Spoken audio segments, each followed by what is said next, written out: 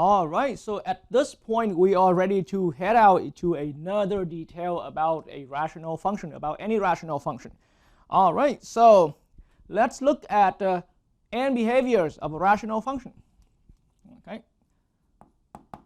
so this is a general behavior for any function. We're looking at the n behaviors. All right, and just like how we were learning it back in the lecture that we were learning about the polynomials, then n behaviors here, some textbook or quite many textbooks out there on the market these days refer to this as the long run behaviors. Okay, so instead of calling that n behaviors, many textbooks refer to this as long run. All right, so we want to investigate what's happening at the extreme right end and the extreme left end of the graph of a rational function. And so it is good now that we bring some understanding from our polynomial, especially the notation, because now regardless of whichever graph that is, okay, but long run behavior or n behaviors here as refers to, again, the behavior when the behavior about the vertical behavior of the function as x is getting to positive infinity side. And so we want to reuse again that notation being introduced in when we were discussing about the polynomials. And so as x, this x arrow positive infinity is indicating, this is the symbol indicating the right end, okay, the right end behavior. All right, but then what that behavior is, we tend to refer, we refer to the up and down behavior, the vertical behavior as x is getting to the positive infinity. And so in that same way, now as x is approaching or tending or getting further to the left hand side, notationally we use this arrow notation right here. So x arrow negative infinity, because that's where we're heading out on the x-axis here. Okay, so this is a notation for left hand behavior. Okay, that's indicating that we're investigating the left hand behavior. But then as far as the actual behavior, we want to find out how the function behaves vertically. Is it going to be going up, going down, or going continuously zigzagging as we are getting to the left hand side right here? And that's what this symbol is all about. Okay, so the n behavior is primarily focused on the vertical behavior, just like how we studied throughout our lecture on the polynomials. Okay, and then we again reuse those symbols, those notations that were introduced back in our lecture about the polynomials. Okay, so now enough with that preliminary. Let's get started into it. And so now I am going to bring up a few demonstration problems again before we get into some generalization. And then in that case right there, and then once we've done with throughout all the generalizations, we're going to push that into a certain a comprehensive example where you can see the repetitive steps like that. Okay, so at this point, any rational function, R of x, we're clear at this point that a rational function is in the form of a p of x over a q of x, where p of x is a polynomial and q of x in the denominator is also a polynomial. All right, that's the main requirements right here.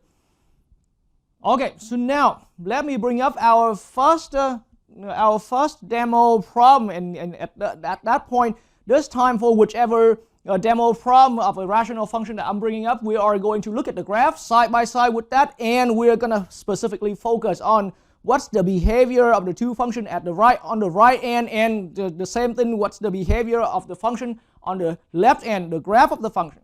Okay, so now how about let me introduce the first one here. R of x equals, so my function here is that I have on my notes right here, x squared minus 5x plus 1, and we're looking at in the denominator, this is x to the 5th plus 4x squared plus 2. All right. So even I prepare a note to hopefully keep things efficient a little bit, but in the end this is meant to be representing any random problem, but and being just the rule we're about to, the conclusion, the observation we're about to draw out here is supposedly something universal on any other rational function. Okay, so now in order to investigate the end behaviors of any rational function, I highly recommend the following practice right here. The number one thing, keep clear in mind about where it is to be your numerator and your denominator. And again, each one of these has to be a polynomial. And then what I really recommend is that we're gonna label the top here as a p of x. So give it a label. And we now know that p of x has to be a polynomial. And then label the denominator here as a q of x. Just like how I was indicating here before we get started into the demo problem. Okay, so this is a common practice that I highly recommend with that. So number one is to realize that we always have polynomials in top and bottom. And then the next thing is the next common practice and very highly recommended. Label them, give them a clear label right there. Okay, so be clearly aware, fully aware that they are polynomials and give them a label distinctively. Okay, you don't have to always go with p and q, but it's a good tradition that mathematicians use p and q for numerator and denominator respectively. All right, but now that's enough that's enough for beating around the bush with this function. Let's get to my graphing utility on Desmos right there and see the graph. But this time, once the graph is brought up, we are going to look at the two end behaviors of that. Okay, the left behavior, the behavior on the left end and on the right end. All right. All right, so here's our empty graphing space with Desmos right here. The first function I brought up is all right, so now this is the graph of the first function right here. This is the graph for our rational function x squared minus 5x plus 1 all over x to the 5th plus 4x squared plus 2. This is the graph. All right, and I put the graph in a zoom level that's far enough to see enough and to have enough prediction about the right end behavior and the left end behavior. Okay, so now let's quickly sweep through the graph to the right end right here, and we notice that the x-axis is right here. Okay, and it looks like there were some points, there were some horizontal intercepts, but then as the function gets further out and further out to the right hand side, it looks like the graph in red color here, of course, is eventually aligning. Okay, but let's be careful a little bit. I'm gonna now put it in closer zoom. So the graph from above crossed through the horizontal axis, gets below, and then swing its way back up, but then didn't find its way to go above again to create another horizontal intercept. Nope, but instead the graph is only getting closer and closer. Now, admittedly, right now with Desmos, we're still not able to distinguish that difference between the graph in red color here and the x-axis. So now allow me to zoom it in. So focus right at where my mouse cursor is at. Okay, so now if I keep putting in some more zoom, now we're going to notice there's a difference. That means the graph did not touch the x-axis yet. So what about at x equals 4 right now? We are still looking at from afar, at this level, at this zoom level, we're still seeing it looks like the graph already touches the x-axis. But now I'm going to particularly focus that in, zoom in some more, and now we start seeing some difference. All right, and now I'm going to return back to the starting zoom level right there. So my point of saying this now is that as far as now I recognize on the right end behavior, the graph seems to get close and get close. The graph seems to get close and get close to the x-axis. That's the observation. Okay, so I'm going to swing by my other board. So as far as so it looks like as far as x is getting to the right end right there. Okay, then the function, the graph itself vertically. So the graph itself vertically, it's a y value, but see we're still seeing that on the graph and right here right now. The graph is still being on the screen right now, and let me put it in a decent zoom level so that you can still see that in the corner of the screen. But y value hits below the x-axis, but then swing back up, but then no longer cross through. It's only eventually get closer and get closer to that x-axis, and you can still see that on the graph right there. And so here, this time I'm seeing that y is getting close to, so I'm using that arrow symbol again. Y is getting close to 0 right here. Y is getting close to 0. But now this way right here, indicating it is a little too advanced for pre-calculus students right now. It's a little too advanced to pre-calculus right now. So how about instead of introducing this formally, allow me to word that in words, okay? As x is getting further to the right end, we already accept the symbol, but then how about I'm going to say the graph, okay, gets close to the x-axis, okay? And now it's a good time to put away that quick little graph.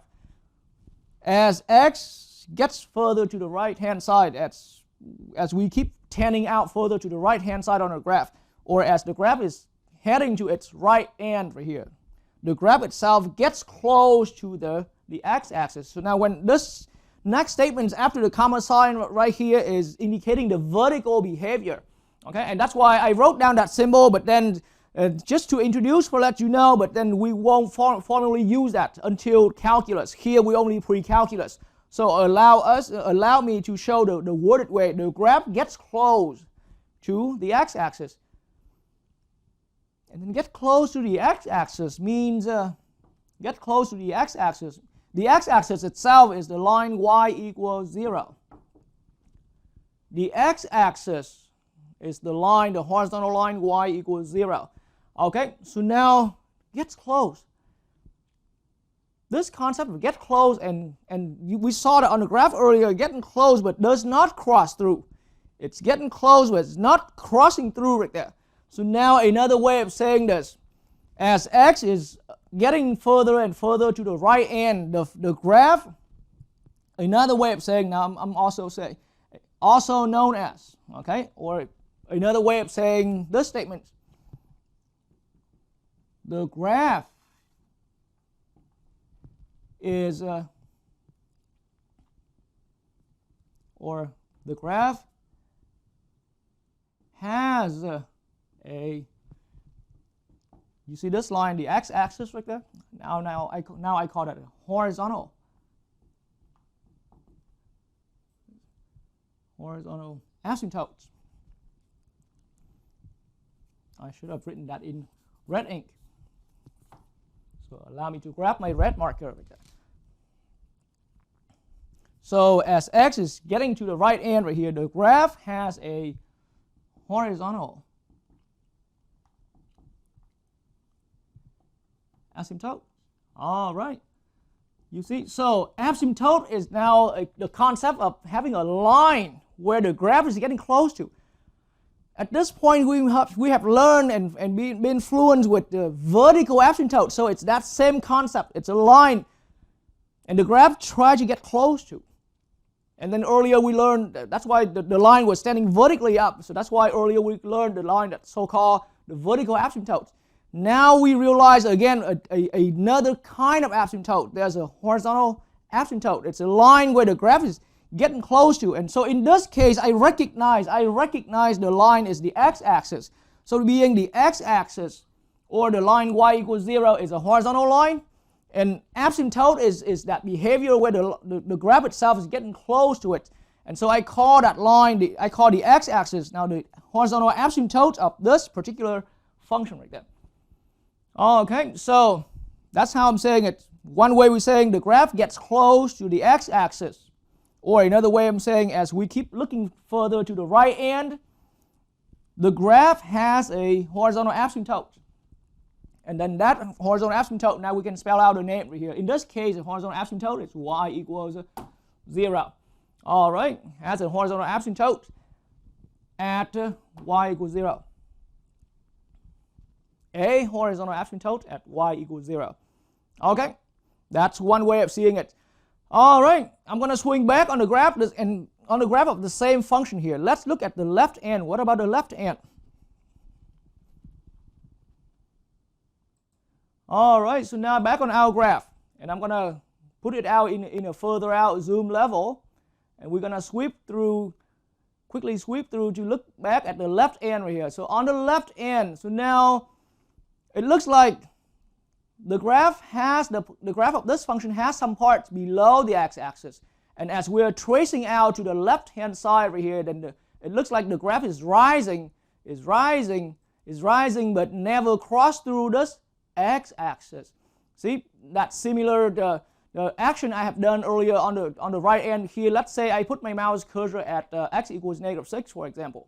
Right now, at this current zoom level, we don't see a difference between the red line, the red curve, and the x-axis. So we may think that the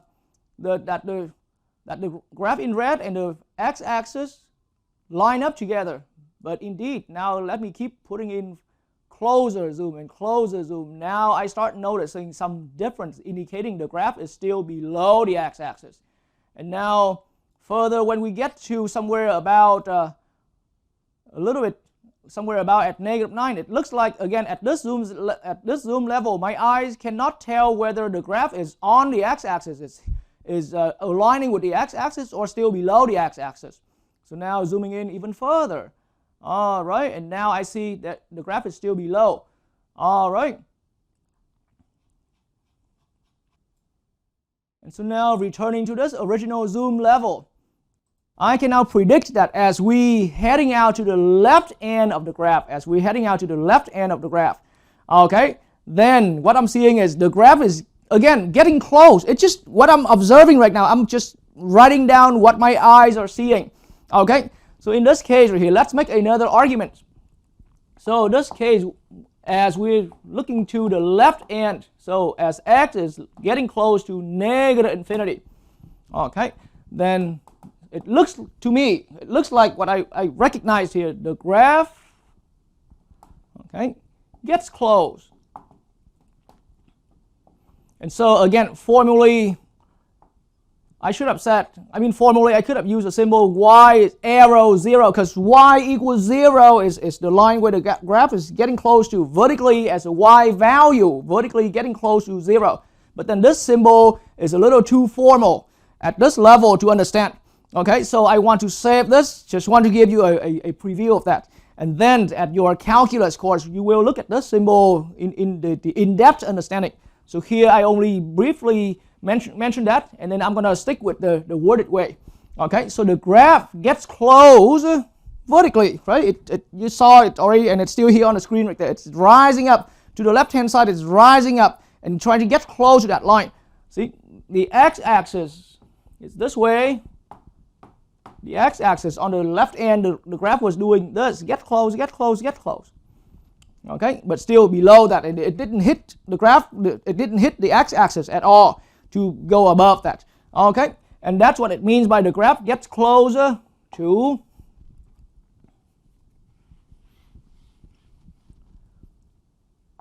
the x-axis again. Okay, it gets close to the x-axis, and the x-axis is known as with that equation y equals 0. Okay. And then another way of saying, instead of saying the graph gets close to the x-axis, another way of saying is that the graph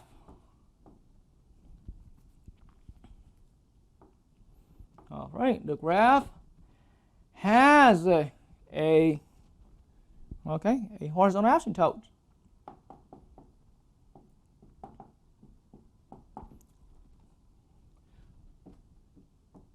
So now it's an asymptote again. The line where the graph is attempting to get close to but never cross through any longer. Okay, then it's an asymptote.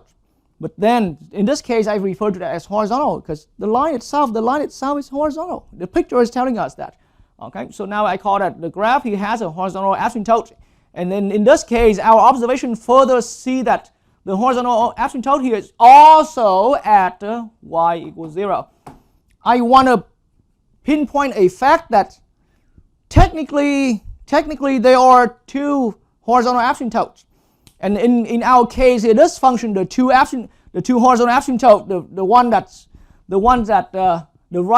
that show the right hand behavior, the one that showed the right hand behavior was y equals 0, the x-axis. And now we also found out that the horizontal asymptote, the one that the left hand behavior is doing, is also the same as at that y equals 0 right there. So in this case right here, two horizontal asymptotes, one representing the right hand behavior and one representing the left hand behavior, they both stay together as one line right there.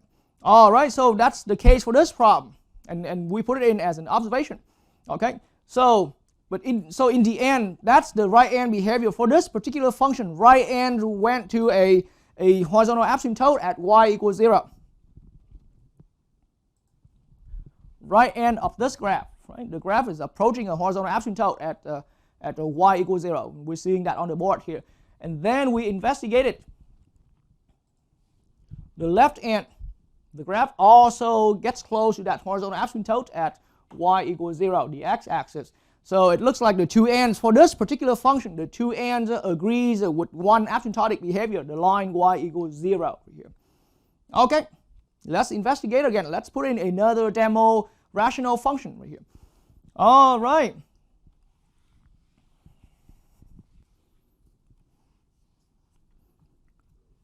I will get back and look at this first demo problem one more time a little later. Okay, but now allow me to bring in another demo rational function here. Okay, so what I have now is how about an R of x being x minus 1, okay, and divided by x squared plus 2x plus 3. R of x equals x minus 1 over x squared plus 2x plus 3. Okay?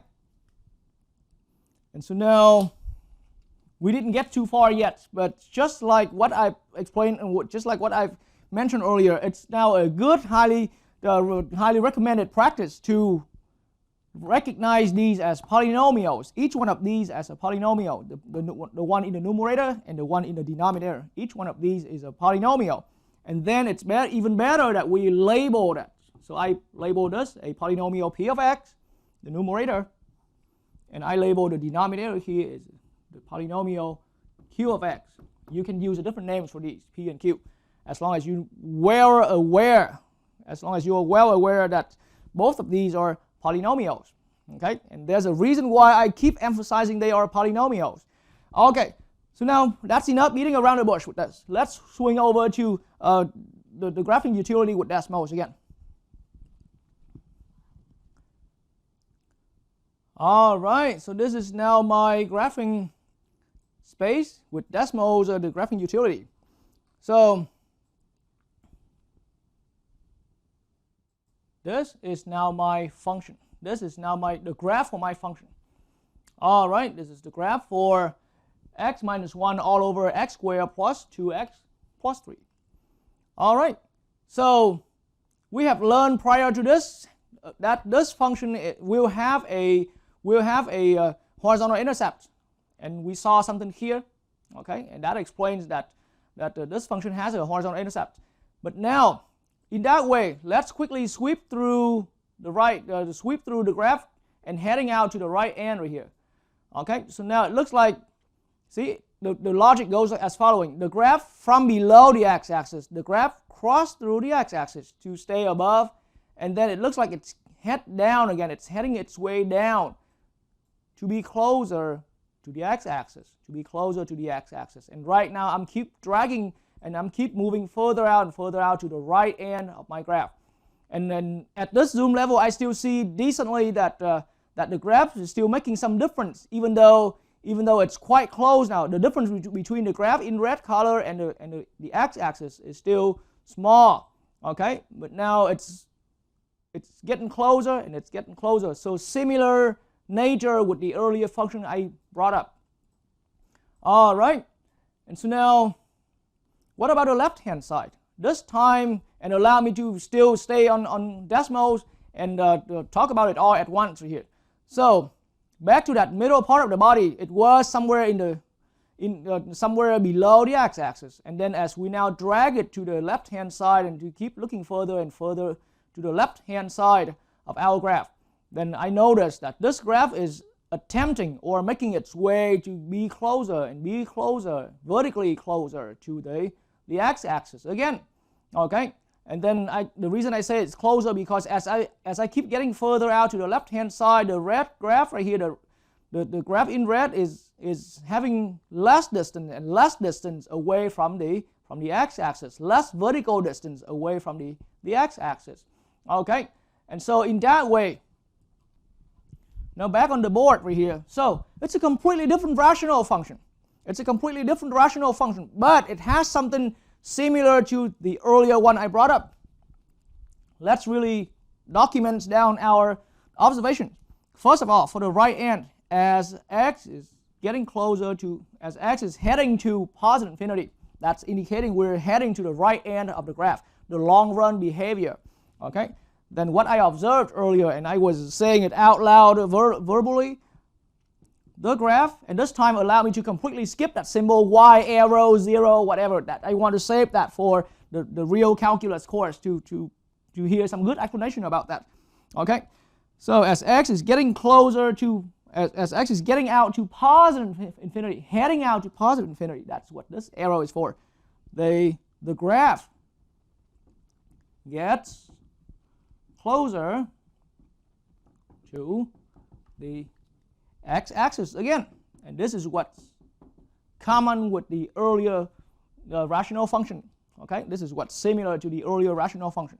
And then yes, the x-axis itself is with that equation y equals 0. And then again, aka another way of saying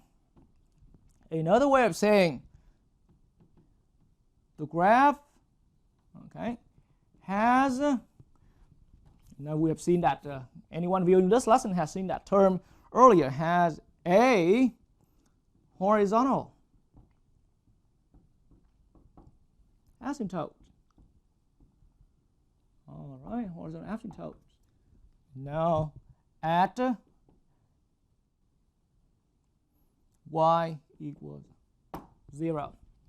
Okay, a horizontal asymptote. See, it's a horizontal line, and that line is placed at y equals 0. All right, so that's another way of understanding it. And since the term has already been used in the earlier description, so I'm sticking with black ink this time, but I'm still going to put that in a red box right there to indicate it's still that special term that we're on our way to have a full understanding of that. Okay, so right now on the right end, I see the graph is getting close to that x-axis, so we call the x-axis the horizontal asymptote. Okay, let's now turn to my other board right there. And so now similar observation, and I didn't even need to erase the earlier part to say, because it's the same result. As we are heading out to the left end, as x is tending out to the negative infinity side, as x is, if this is the negative infinity, as x is getting to that side right there, then the graph gets closer, get close to the x-axis again, and the x-axis has that equation y equals 0, or aka the graph again has a horizontal asymptote. All right, horizontal asymptote at that line. I mean, its horizontal asymptote is already a line, but that line is placed at the y value, y equals 0. That's what it is. All right, so now two functions in a row, and of course we will push it more into the a formal the generalization. and then doing some formal example where you're going to see a lot more. But now, what's in it among these two functions, these two demo functions right here, these two demo rational functions? What's in it that's common? What's in it common between these two functions that making it at the ends, on the two right ends, they both go to this one same horizontal asymptote right here at y equals 0. Okay, because both of those functions, the one I brought up earlier and the one I brought up here, they both have the same and behaviors. Y equals 0. Y equals 0. The and behaviors are exactly the same on the both functions. I'm not saying that the graph looks the same. Nope. Don't get me wrong on that. The graphs don't look the same. The graphs did not look the same. But on the two ends, they behave the same. They behave the same, meaning they all have that. The graph earlier we've seen and the graph just now we finished looking at, they both have a horizontal asymptote at y equals 0 on the two ends. Right ends and left end meets at the same line, y equals 0. And we use that, we call that line the horizontal asymptote.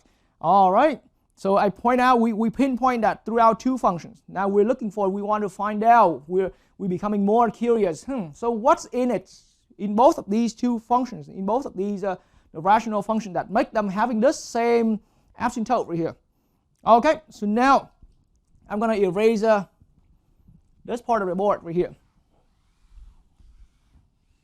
because I want to rewrite that function I brought up earlier before the one we were working with right now. So the one I brought up earlier was R of x being the x to the second power minus 5x plus 1 and all over x to the fifth, okay, plus 4x squared plus 2. And again, recall that I labeled this, the polynomial in the numerator, p of x, and I labeled that polynomial in the denominator, the q of x. All right. And so now at this point, there's a reason why I've been so emphasizing on seeing this as a polynomial, seeing the bottom as a polynomial, seeing the top as a polynomial. Back to this function, I highly recommend seeing the bottom as a polynomial, realizing, being fully aware that the numerator is a polynomial, the denominator is a polynomial. There's a reason why I've been emphasizing that. Okay. Because now, once I keep reminding you that numerator and denominator of any rational function is a polynomial, then the next thing we want to look at, the next details. Now, if we're looking at this polynomial in particular, now I introduced this informal notation. It's informal, but then surprisingly, it's been widely used enough to the point that it's I think coming in some near days, it will become a formal symbol using worldwide like that. Okay, right now it's still informal, but people are using that quite widely, and so in some very soon, in some day that coming shortly, it will become a formally accepted symbol right there. But degree, and in short, DEG right here, degree of P. It's short for the degree of the numerator. See, that's why another highly recommended practice is to label the numerator as some function. So here I label that P of x. Here is this DEG lowercase and P of x. That's just indicating the degree of P of x.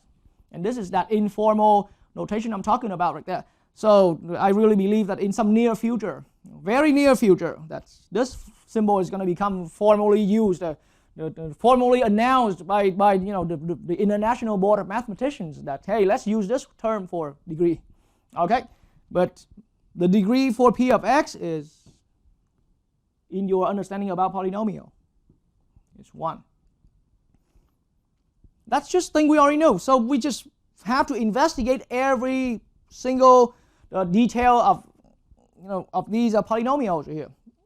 I kept emphasizing that for a reason.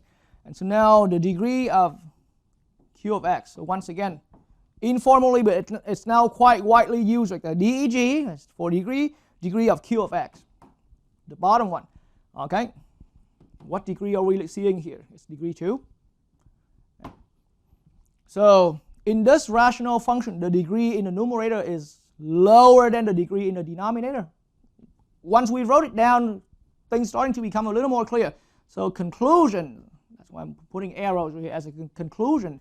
This represents the case where the degree in the numerator is being less than the degree in the denominator. It's just for now, again, it's simply just observation. I observed that this is clearly seen throughout each one of our polynomial, and then further we concluded that in this case right here, generally I see the degree in the numerator is less than the degree in the denominator. Okay, but I don't want to make any association immediately yet. I don't want to make anything attaching with the graph yet. Okay, I don't want to associate anything about the degree here with the graph yet. Let's look at the earlier demo, the rational function. All right, so now once again, after labeling P for the numerator, Q for the denominator, with our experience with polynomials at this point, the degree of P of x is 2. That is the degree of P of x. The degree for Q of x, everything I'm writing down right now is just, once again, just whatever I'm observing, whatever I see, whatever I notice through the function I have right here. The degree of Q of x is 5. And so again, together I see that this rational function as a general picture, it has degree on top, degree of P of x being less than the degree at the bottom, the degree of Q of x. All right, the degree of top is less than the degree of at the bottom. So two rational functions I brought up. What I triggered your attention earlier is that two functions, they both have two end behaviors being a horizontal asymptote at y equals 0, the x-axis. Okay, and now we put the graph aside and we look at the algebraic structure of the function, and we notice this is everything that we noticed. Okay, just simply what we noticed. I didn't make any association with the graph yet, with any any rule yet. But what we noticed right from here, from this function now, is that the degree in the top polynomial is less than the degree of the bottom polynomial. And then that was also the same with this function, the second demo function that I brought up right there. So this is what I noticed. All right, so we're starting to formulate a generalization. Couldn't it be any possibility that these two graphs have, or as a generality, any rational function is having the two end behaviors being one horizontal asymptote at y equals 0, any times the degrees on the top is less than the degree at the denominator. Can that be the case? Okay, it looks like that so far. It looks like the rational function has the graph being asymptotic at y equals 0, having that horizontal asymptote at y equals 0. Anytime we have degree in the numerator less than the degree in the denominator. But we want to verify that one more time before we heading out for the next case. All right, so now on this left board right here, since I have some space left, let's quickly look at something else. This time I can go completely improvised, and that was what my plan was. So that I can just randomly pick a rational function. I can go with, how about x cubed plus 1, and then divided by x to the 6 minus 2x to the 4th plus 3. Something like that. Okay, and let's now turn over to decimals. And now before I look at decimals, again, this thing has that similarity with the other two demo functions I brought up. If this is P of x and this is Q of x, then what I'm seeing again is the degree of P is less than the degree of Q of x. Okay, and then we can quickly look at that. We can quickly determine that right by looking at the function itself. I see the degree of P of x is less than the degree of Q of x. That's what I see right there, because here's degree 3 on top, This is degree 6 at the bottom. Okay. So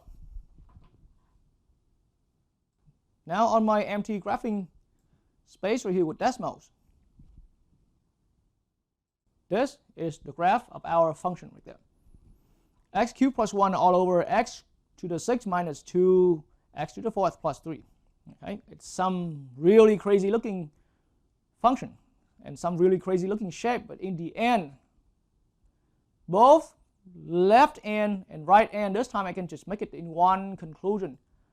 Left end approach the horizontal asymptotes being the x-axis right here, or the line y equals 0. That's what I see on the left end. The right end also approach that same horizontal asymptote. Okay. Again, in my arguments, in my explanation, in my way of explaining it, I want students right from the first step to see that there could possibly be two separate horizontal asymptotes. Just like when we learn about vertical asymptotes, there could be multiple vertical asymptotes. Okay, so there could also be multiple vertical asymptotes. What makes perfect sense most is we always have two ends. There's a right end and there's a left end. So most naturally, it makes sense that we have to somehow end up with expectedly two horizontal asymptotes. Okay, and then from there, what matters is whether the two asymptotes will coincide or stay different. All right. So far, the asymptotes that the right end behaving and the asymptote that the left end is behaving happen to be on the same line right there throughout the three quick little problem already. All right. So now once again, back on the graph, I see right end and left end. They both get close to this one horizontal asymptote, y equals 0, or the x-axis. All right. And so in this case right here, it further confirms that, hey, it looks like now we're definitely sure right here, anytime that the degree in the numerator is less than the degree at the denominator, we're looking at left end and right end have the same behavior, having a horizontal asymptote at y equals 0. All right, so now after what I just verbalized, let's write it down formally on the board right here as a rule, as a generalization.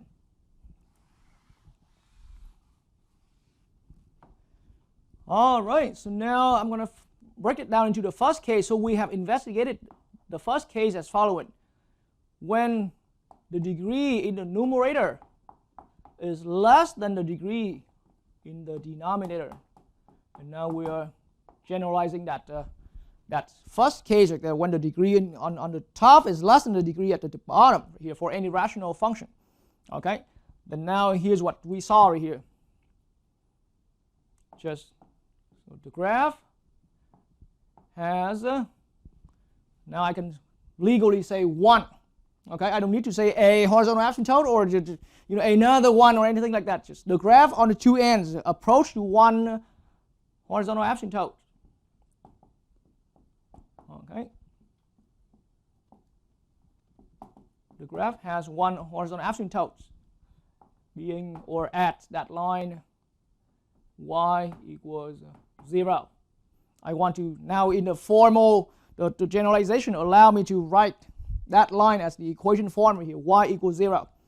Okay, because that's indicating the y value is behaving in the way that it's getting close to this y value equals 0 right there. And then we can open parentheses the x-axis. All right, that's case number 1 right there. All right, so now once we have learned about that case right here, and it start motivating viewers and students, and including me when I was a student myself, when we start learning about this, I immediately had this curiosity to be ready for asking my professor back then. Professor, what about other cases when the degree in the top is greater than the degree at the denominator, or when the degree on top is equal to the degree at the denominator? Because now once we see that having an asymptote depends on the degree comparisons between the two polynomials, top and bottom, then anyone mature enough anyone mature enough really, okay, will start being curious that, hey, what about the other cases when the degree on top is higher than the degree at the bottom, or the degree on top is equal exactly the degree at the bottom. It's just something that naturally our mind, that's the way how our mind naturally works. Okay? And at this point, I'm going to swing out to the other board, and we don't have to spend as much time explaining because you already got set in gear, on track for that direction where I'm going. All right. And so now this time, I'm going to come up with another rational function, and anyone viewing whichever rational function I'm writing on the board, you will know what to focus to. You will at least know immediately what to narrow your focus to, your attention to. So how about R of x this time? I write it down as, how about x squared minus 4x plus 2 divided by x squared plus 3x plus 1. Again, primarily as a goal, we're looking for and behaviors. What's the behavior of the graph as we're heading out to the right end, and what's the behavior of the graph as we're heading out to the left end? Two behaviors. But now immediately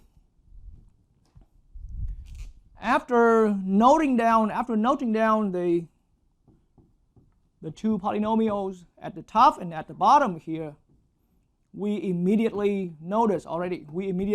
So I'm going to document down what we notice, what I notice, and I believe that's the same with you as we are following with this flow where I'm going right there. Okay? Then immediately after you already know where to focus your attention to, then we're going to see this is the case where the degree in the numerator is equal to the degree in the denominator.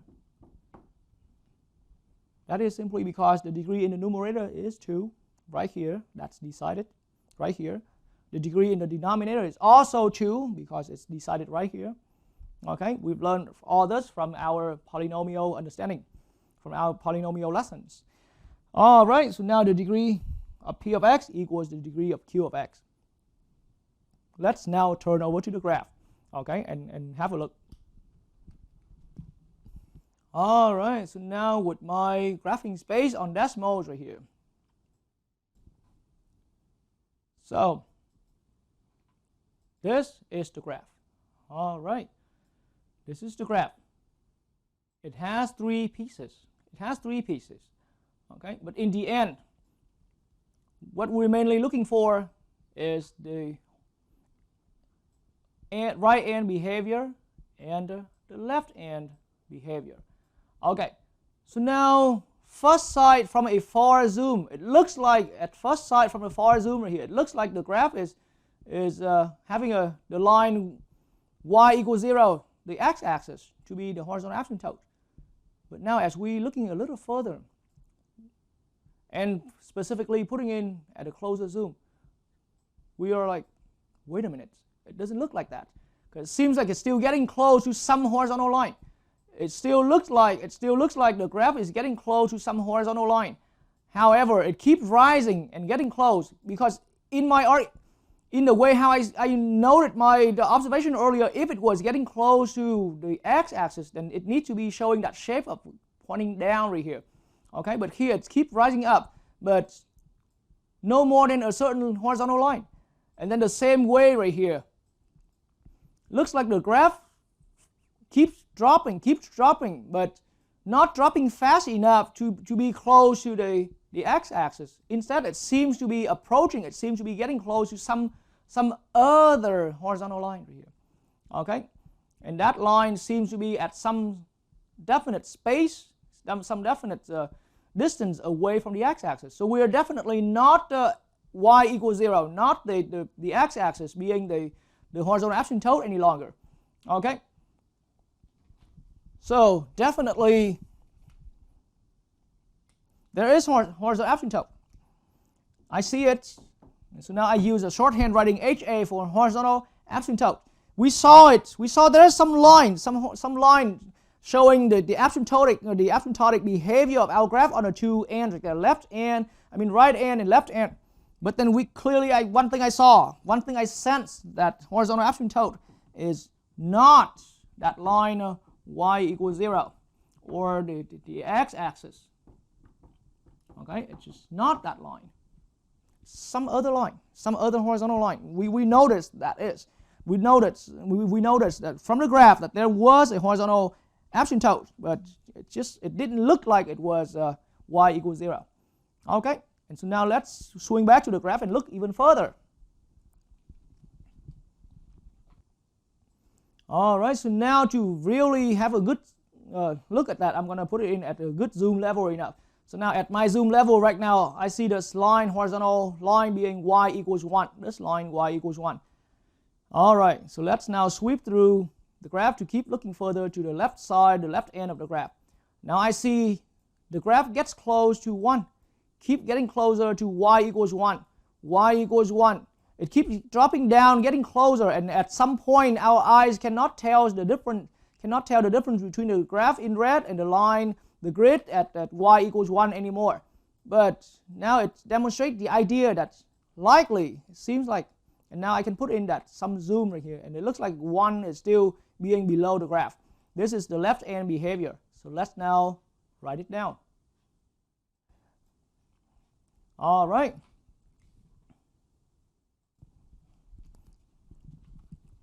So now in my observation, allow me to erase this line, because we know for sure that the horizontal asymptote is not the x-axis. So now what did I see there? What did we all see here? As x is approaching or heading out to the left end, or as we are heading out to the left end on the x-axis, this is what I saw right here. The graph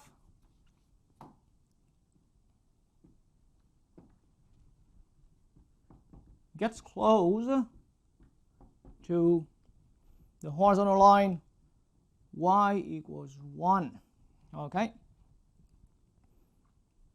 Now it's just a horizontal line, so please do understand that anytime now we write y equals a value, it's a horizontal line.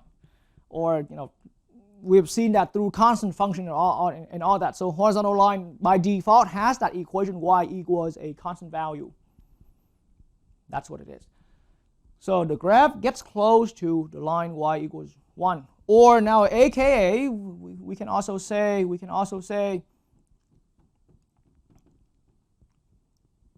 the graph has a horizontal. So it's horizontal line. So now needless to say it's a horizontal asymptote.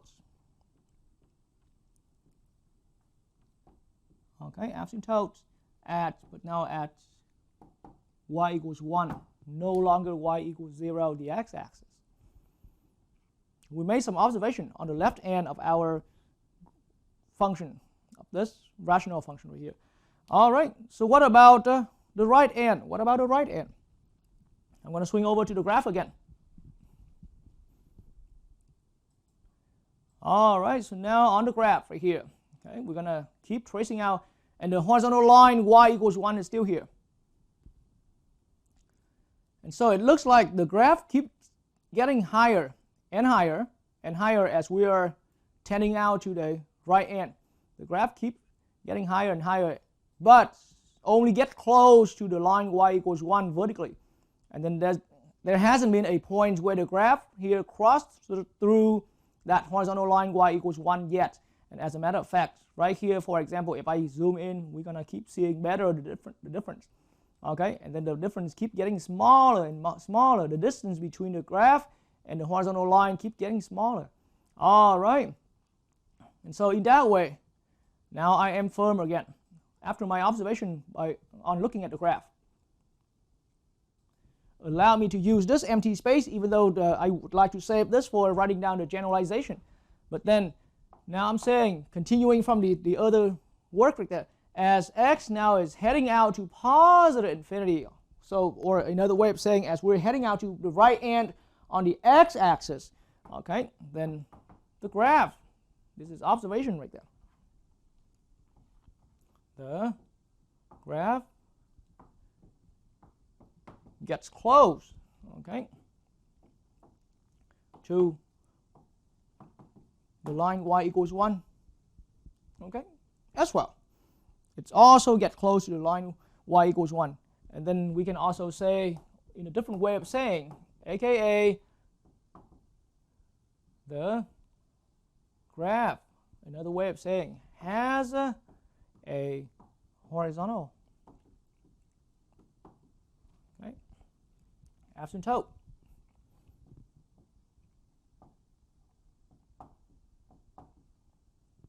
At y equals 1. At y equals 1. At y equals 1. All right. So I put one function down, and this time we notice in this function here, the degree in the numerator equal to the degree in the denominator. But how did we get this? Or of course, outside of looking at the graph, aside from looking at the graph, how did I know? Because here we found this line by estimation through the graph. What if it's not really true? What if it's not really true that it's y equals 1? What if it's a 1.001 or something like that we mistake?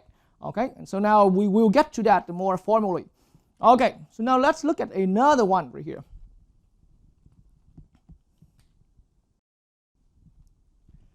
All right, so now I will get back to this function again, but now let's look at another one. And anyone viewing the lesson up to this point is very clear where I'm going. I'm going to give another rational function where the degree on the top is the same or equal with the degree at the denominator, because we already on track for heading out to that way, investigating the degree comparison between top and bottom. Okay, and so now I'm going to come up with another function. And so what about for our rational function r of x being, I'm going to look at a 4x cubed plus a 5x plus 1.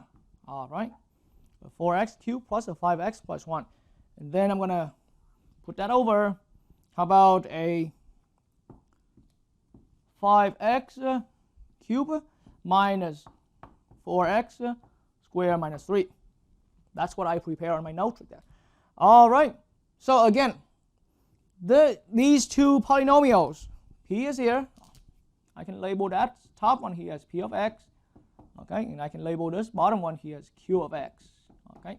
So now this is what we, of course, we purposely set ourselves into this case where the degree of p of x here in this case we notice is equal with the degree of the denominator q of x. They're both degree 3. Okay, they're both polynomials of degree 3. Okay, and that's enough for beating around the bush with this rational function. Let's head over to the graphing space on Desmos, the graphing utility. Okay. All right, so this is our empty graphing space on Desmos, the graphing utility. So now let's look at the graph for 4x cubed plus 5x plus 1 all over 5x cubed minus 4x squared minus 3. All right, and so this is the graph for that function. Okay, so now clearly it seems to have a horizontal asymptote again. Okay. For best viewing purpose, allow me to hide away all the grids right here and only show the number. So it looks like, see, from a very far zoom, see, the two ends right here does seem to form into one flat line like that. All right, and so now I'm going to put it in closer zoom, but then we're going to put the grids on again to find out what exactly that horizontal flat line is, because it does now seem, look very convincing from a far zoom that the right end and the left end form into a horizontal asymptote right here, and it also looks to be agree to the same horizontal asymptotes. Okay. So now I'm going to put the grids back. All right, so now with the grids back, it's still not so clear. It's still not so clear. It looks like it's getting close to 1. But let's hold it.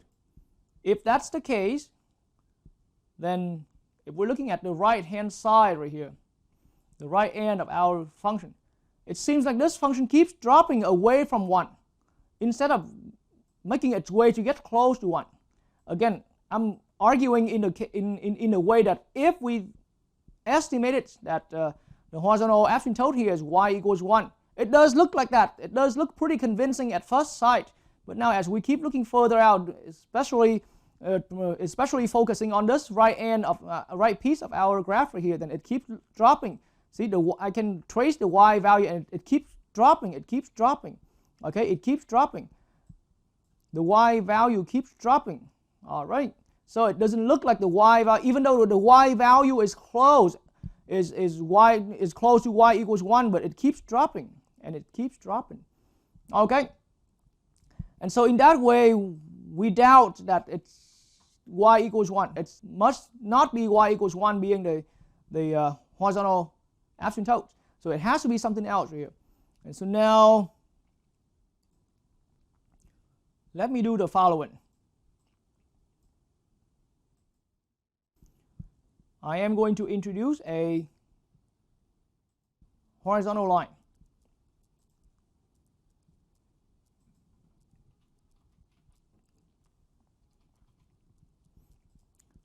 All right, so now here's a horizontal line. Okay. If we place it right at 1, it was not the case already, and we can see that. And particularly the difference between the y equals 1 line and the graph here keeps getting bigger and bigger, but not significantly bigger. Okay, so it has to be some other line. So now the truth behind the scene now is that this line is at, if I put the line is at, if I put the line at 0.8, see this line right here, if I put it at 0.8, it's showing on the screen right here. If I put the line, the horizontal line at y equals 0.8, and y equals 0.8 is a 4/5. Y equals 0.8 is a 4/5. Just a quick observation for anyone viewing the lesson. Then in that case, yes, it looks like the function is dropping down. On the right hand side, the function is dropping down and keep dropping down closer to that line. All right, to that line. And now to a certain point that we can no longer see the difference. And then as I keep dragging it further, it keeps dropping closer to that line y equals 4/5 or 0.8 like that. And earlier I was showing that estimation already, that you can see it's getting down to a 0.8 something. Okay, and so now once I put that point right at that line right at 0.8, it seems like very clear that y equals 0.8 is the horizontal asymptote of this graph like that. All right, so now back on the board. So we notice, just again, observation, as x is heading out to positive infinity, the graph, so now allow me to just say the short way right here, the graph has a horizontal asymptote.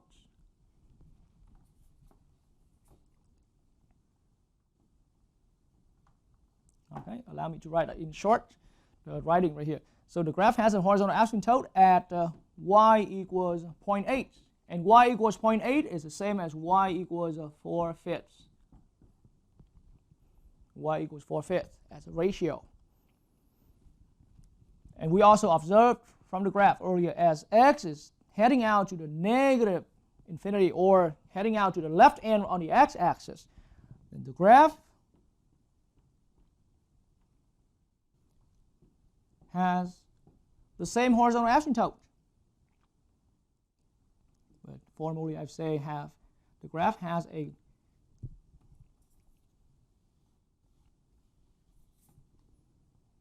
horizontal asymptote again, but then and again at y equals 0.8 or y equals 4/5. All right. So now we're starting to wonder where that 4/5 come from. Where that 4/5 come from? Why not 1? I mean, at least in the earlier problem, 1 seems a little easy to see because it's right on the grid. But now where did that 4/5 come from? Okay. And so now, ladies and gentlemen, that 4/5 that we recognize completely so far is an observation. That 4/5 is what we saw through the graph. Okay. And then now in the function here, in the function itself right here, particularly at this one right here, I see these two coefficients. the 4 on the top, and the 5 at the denominator. The 4 on the top and the 5 at the denominator. The 4 in the leading as a leading coefficient, of the numerator polynomial, and the 5 here as the leading coefficient of the denominator. Looks like that ratio 4/5 is consistent with this ratio. I mean, we have another pair of values being the 5 and the -4 here, but as far as the ratio is not the same. Okay, so here I recognize it, but that's just so far it's just observation, and we will confirm that again with other problems. Okay, but now so it looks like for now this horizontal asymptote, the value of the horizontal asymptote here came out as the ratio of these two, what is now so-called the leading coefficient. So let's highlight that. That here is called, that number 4 is called the leading coefficient. Okay, we've learned that from our the lecture about the polynomial. This 5 here is also regarded as the leading coefficient. Okay, it's the leading coefficient of the two, of the numerator and the denominator. And so the line here, the horizontal line, is right at y equals 4/5, which is that ratio right here in our two leading coefficients, top over bottom. All right, but let's confirm that. Let's confirm that with the other function that we looked at earlier. Okay, so now I'm going to one more time write down. Okay, so on this graph of mine right here, on this board of mine, we knew the result from last time. From the earlier demo problem, it was y equals 1 being the asymptote. But let's bring back the function itself. Okay, so the function there in the earlier demo problem, r of x was, we had here was x squared minus 4x plus 2. But notice now leading coefficient here is 1. And then x squared plus 3x plus 1 in the denominator. Same degrees, leading coefficient 1 in the denominator. And so now just make a wild guess, actually an educated guess. If from what we saw earlier being the ratio of the two leading coefficients, here if we try to take the ratio of the two leading coefficients again, this is 1 over 1. 1 over 1. Okay? 1 over 1. So y equals 1 over 1 equals 1. Wait a minute, that was the horizontal asymptote we recognized earlier. 1 over 1. All right, so in that case right there, now we're becoming a little more firm. So it looks like, in that case where the degree on top and the degree at the bottom are equal, couldn't that be the general case? I mean, couldn't that be the generalization that we just take the ratio of the two leading coefficients here? Okay, I repeat, couldn't it be possible that the generality here, in that case where the degree on top equals the degree at the denominator, then we just simply take the ratio of the two leading coefficients to be the line, the horizontal asymptote right here. Y equals the ratio of the two leading coefficients. Another way of saying that, a way of writing it down right here. The line here is y equals the ratio of two leading coefficients. This is our horizontal asymptote for that one. So right now it's a prediction that we're making after two demonstration examples, demonstration problems. So let's confirm. So we're looking to confirm this result right here. Anytime we're about to make that prediction, we're making that prediction actually, and about to make that into a firm generalization that, hey, is it true entirely that anytime the degree on top and the degree at the bottom are equal, then the horizontal asymptotes will be there, but it's going to be y equal the ratio of two leading coefficients. So let's find out. All right, so now in that way, I'm going to quickly erase this function.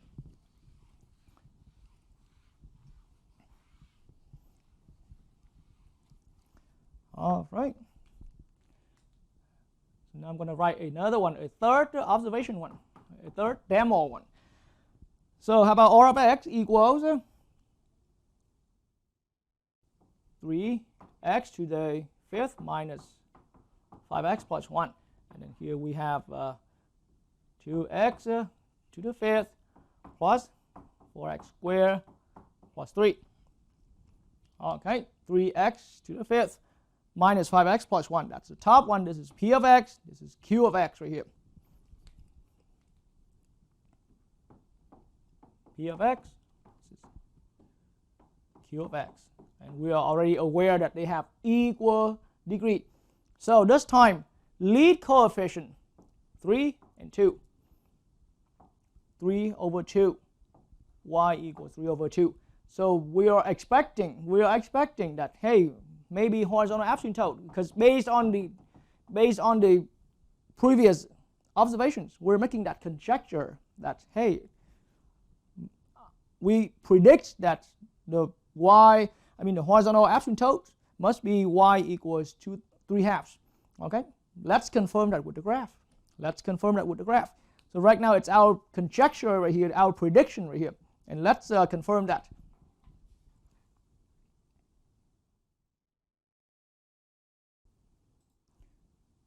All right, so now here's with our graphing space again, with our empty graphing space on decimals.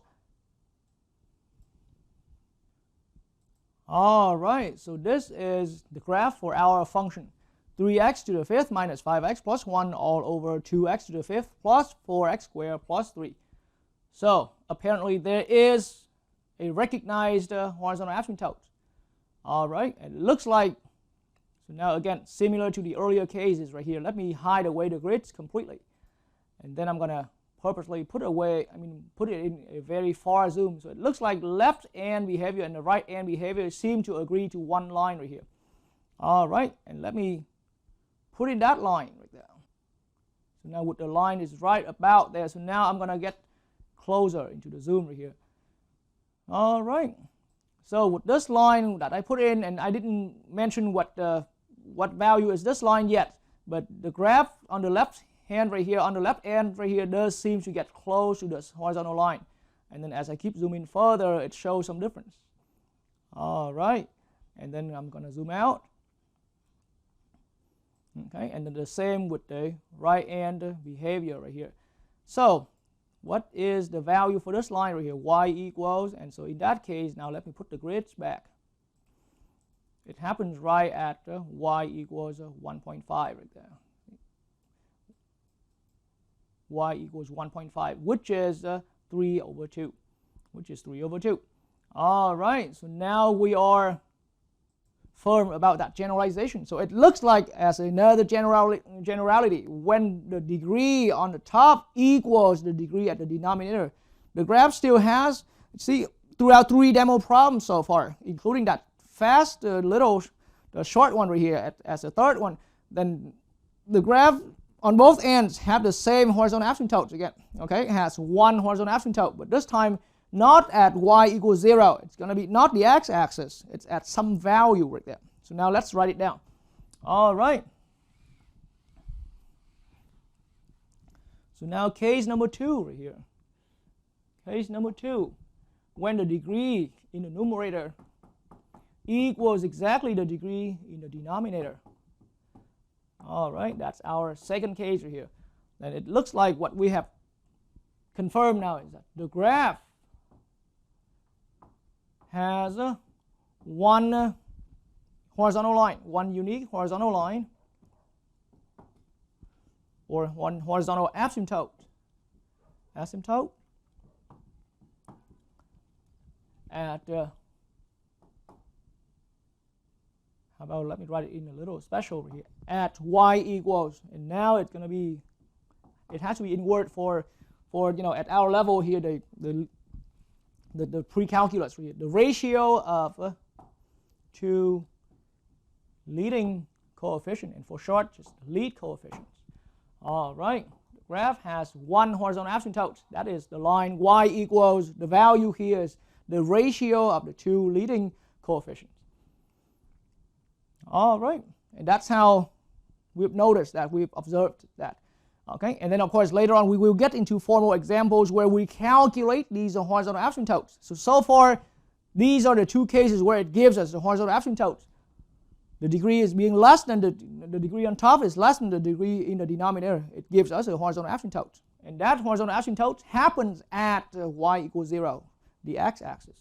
And then we stepped over to that case specifically where the degree in the numerator equals the degree in the denominator. That is also giving us another horizontal asymptote and exactly one horizontal asymptote for rational function here. But then the value, we have to do some calculation. Y equals the ratio of the two lead coefficients. All right, so now we get to this point right here, there's one case left. What about when the degree on top is higher than the degree in the denominator? Okay, the degree on top is higher than the degree in the denominator. Okay, and so far it looks like our mind is being tied down to horizontal asymptotes. Okay, so horizontal asymptote is just the way how it behaves, but in the end, keep in mind ultimately our goal here is to see asymptotes or non-asymptotes, because later on, who knows, there may not be asymptotes. But keep in mind, the main idea here is that we're studying the end behaviors of our rational function. How it behaves on the right end and how it behaves on the left end. So with these two cases, when our rational function has degree on top less than the degree in the denominator, or our degree on top equals the degree in the denominator, then we are looking at the two ends having one same, the two ends behaves asymptotically at the same horizontal asymptotes. Okay? In this case specifically, that horizontal asymptote is y equals 0. In this case specifically, that horizontal asymptote is the ratio of the two leading coefficients. But that's generally it's how the two ends, right end and left end, behave together. Okay, for a rational function. And so now let's get on into the third case where the degree on top. What if the degree in the numerator is higher than the degree in the denominator? All right.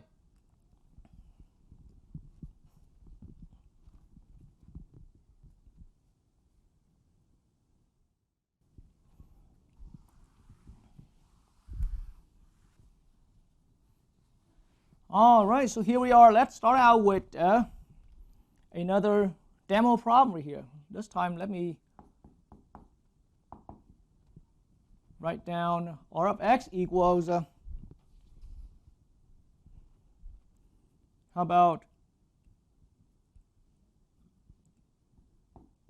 x cubed plus 5x squared plus 4. Okay.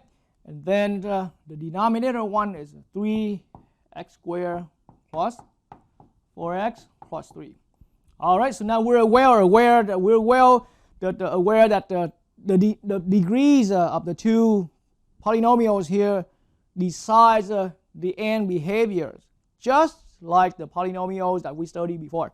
Okay, the degrees of, so the two degrees here together, right, is the decision for what the end behavior is like. But now in this specific case, we're looking at the degree of p of x. This is p. Okay, it's now obviously higher than the degree in the denominator, q of x. This is q of x. That's how I see it so far. This is degree 3. This is degree 2 here. Okay, so now in that way, well, we already had this observation down, but then so how does that change the graph, the shape of the graph, or the end behaviors of the graph? Let's swing by to the calculator screen right there. Let's swing over to the graphing utility. Okay.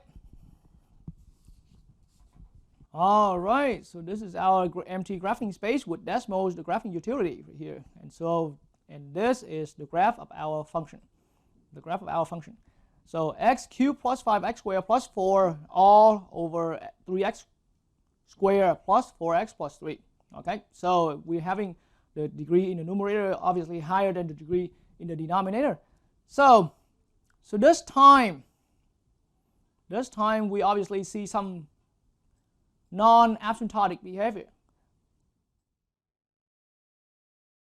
So this times we obviously no longer seeing any horizontal asymptotes anymore. Because as a matter of fact, in the way how I observed, and I purposely put it out in a further zoom right here, and we can see that the right end keep rising up, okay, and the left end keeps rising down and rising, and keep falling down and falling down, okay. So this time is no longer horizontal asymptotes. One thing I see, no longer horizontal asymptotes, okay. But then further I notice right end points up, left end points down right here, left end points down. All right, so let's document that observation. So as far as horizontal asymptote, no longer horizontal asymptote. So that's why it's horizontal asymptote is just the nature of it's just part of the nature, one nature of the two end behaviors together. So when it's degree on top less than the degree of the bottom, the two end behaviors go to the same value, y equals 0. And that created a horizontal asymptote being the x-axis. And then the earlier case we just investigated, when degree on top equal the degree on in the denominator, the two ends again go to the same value. Both ends approach the same equal value, leading ratio of the two leading coefficients. And that's how we had another kind of horizontal asymptotes. Y equals a value being the ratio of the two leading coefficients. In this case, obviously, it's no longer a horizontal asymptote. Okay, so this is the observation. No horizontal asymptote. We didn't see any horizontal asymptotes. Because now one more thing to convince anyone viewing. If I just brutally, now back on the graph of our function, okay, if I just brutally, and I have to say it's quite brutal over here, if I put in any horizontal line, look at what happens. The graph just simply cross through the horizontal line. And as I sweep the horizontal line up and down right here, the graph keep crossing it. But it doesn't show that nature about getting close to the horizontal line. And this is one clear evidence, one clear visual evidence that this graph, the graph of our current function here, has no horizontal asymptote. That's the idea. Okay, so that's one thing we notice.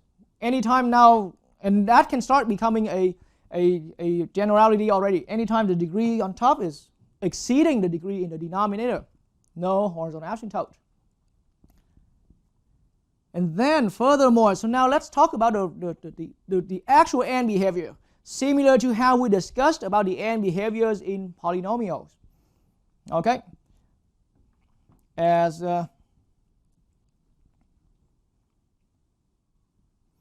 x gets to the right end, head out to the right end.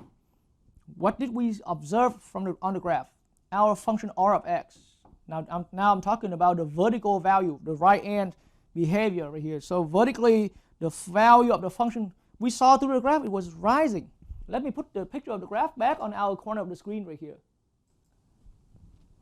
From that picture right here, the right end points up vertically. So another way of saying, we have seen this symbol before, rise to positive infinity. Okay, or another way of seeing whatever in the middle body, right end points up. And then we observed, and right through the graph right here, as we're heading out to the left end of our graph, or letting x tend to negative infinity or approaching negative infinity, then the function vertically, see, look at the right tail right here. This right tail, it's pointing that way. Okay, that right tail, in the way how it shows right here, it's going negative infinity vertically. Or think about this picture again. Okay, whatever in the middle body, we didn't pay attention. Right end, we already noticed it went up. Left end is going to point down like that. I'm not saying that it's a waterfall nature because I'm only leaving dots here in the middle body of the graph like that. All right, but that's the shape of the graph you are currently seeing right now. Looks just like that. Okay, so that's one thing we observed. I'm going to head over to the other board.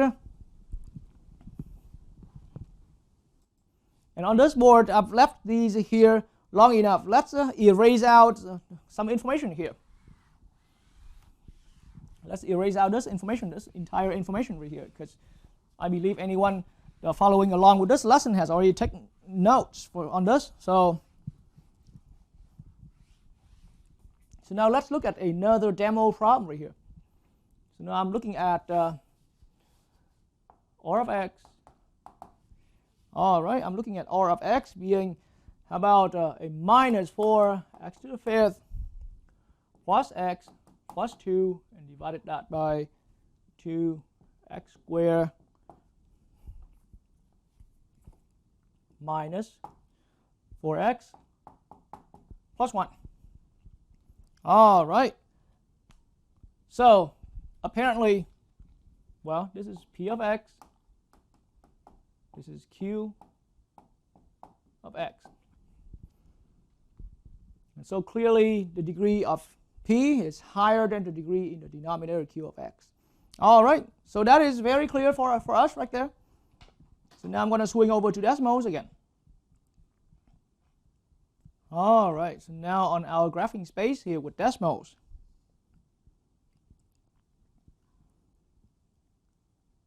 This is the graph for our function. This is the graph for our rational function. All right. And so left end points up.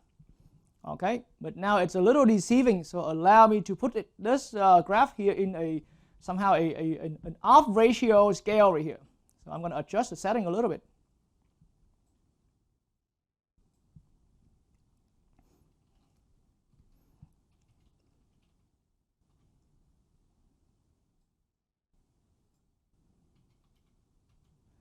All right, so now after adjusting the ratio setting on the axis here, then you can see that on the horizontal axis we jump by units of 5 here, but on the vertical axis we jump by units of every 500.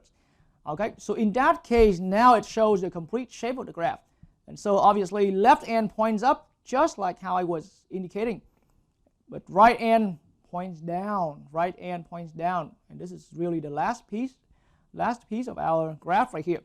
All right, so in that way, and definitely there is no horizontal asymptotes. I can put in a horizontal line right here. All right, and anywhere I sweep it up and down, it's just going to have a point where it crosses with the graph, but we don't see any asymptotic horizontally. Okay, we don't see any asymptotic behavior horizontally. So in that case, now we are a little better firm with our decision, with our understanding that there's no horizontal asymptote. So the degree in the numerator is higher than the degree in the denominator, just like the earlier case right here. And then once again, same observation, no horizontal asymptote. Okay, and then now I see right here from the graph, and allow me to bring it up as in the corner of our graph right here. All right, so in this case right here, what I'm seeing as x goes to the right end on the graph. Okay, then the function points down. Okay, so negative infinity points down, and then as x is heading out to negative infinity, okay, that's left end of the graph in a way how I'm seeing through the graph. Okay, if we're going to the left end, right, then the function R of x is rising to positive infinity according to what I'm seeing on the graph like that. All right, and so in that way, here's the description. Whatever in the middle body of the graph, right end points down actually, and left end points up. Right end points down and left end points up. Okay, so now after the two problems here, the two demo problems here, let me now point out what decides the behavior like this. And at this point here, allow me to just deliver straight into the the clue right here, instead of just making viewers observing, because it is hard and it takes a lot of patience to go through all the observations. So now I'm going to hop back to that to this one here on the board. Okay, I use Desmos to create the graph for this one here. Okay, but allow me to lead your way in this correct direction, and you will be able to find it out even better. So again, polynomial, leading terms are here. Leading terms are here. So how about let's create the following rational function. X cubed over 3x squared. X cubed over 3x squared. Just create that leading term. So mathematically it makes sense this way. After just focusing only on the ratio of the two leading terms here, then each one of the leading terms here, yes, admittedly it's a polynomial, but further they are just simply power functions. So a power over a power, and admittedly in this case a power on top is higher than the power at the bottom, at the denominator. And so mathematically we can cancel and reduce this overall into a 1/3 x cubed. I mean x, just 1/3 x right here. We brought so this came out, I turned your attention to focus right into the ratio of the two leading terms. And that consequently brought us into canceling things out and turning into a final power function right here. And this power function we have learned from our polynomial understanding that we can look at just simply the final degree and the coefficient to decide the end behavior. So let's look at this one. From our past understanding, this has degree 1 or power 1. I mean power 1, yes, and odd power. So right end and left end behave in the opposite way. And furthermore, with the coefficient being positive coefficient. Now I'm strictly looking at just this as a one single power function. Odd power, left end and right end points the opposite way. And then further with the coefficient being a positive right here, then now with this one right here, we know from past lecture that it's going to have right end like going up, left end going down. So now that unlocks the key. Our actual rational function here has the behavior exactly like the behavior of the ratio of the two leading terms here. Because now, so keep in mind the ratio of the two leading terms will always reduce to one final power function, and that's how we can determine. And so now x cubed over 1/3 x squared leaves behind a 1/3. X cubed over 3x squared leaves behind a 1/3 x. And this 1/3 x is now regarded as a polynomial, a power function. It has the two end behaviors, the two end behaviors just like the one we saw in this overall polynomial. All right, so that's one thing I pointed out. So let's look over to the other one. So now in that way how I argued it, it's a quite crazy looking rational function. Polynomial on top, polynomial in the bottom. Degree on top is higher than degree at the bottom. We know clearly that there was no horizontal asymptote. Okay, so now again in what I pointed out earlier, let's just now focus only to the two leading terms here, not leading coefficients, leading terms here. I'm going to put them as a ratio. Let's look at the ratio of the two leading terms. Minus 4x to the fifth divided by 2x squared. Okay. And in a way it is, once we have purposely set up the ratio of the two leading terms, it will definitely become it will mathematically become, see, minus 4 reduced with 2 gives me a minus 2. X to the fifth cancel with x squared gives me x cubed here. So this final ratio of the two leading terms here turns out a power function. And so now we use that to decide. Okay, we use that to decide odd power, so right end and left end goes opposite direction. But now with negative coefficient left over, and I mean when I say left over, I mean after the cancellation. I'm now looking at see, right end points down, left end points up. It's consistent with what it's the same shape, the similar shape with this. The same similar end behavior with this. All right, so let's give it another try in another problem like that.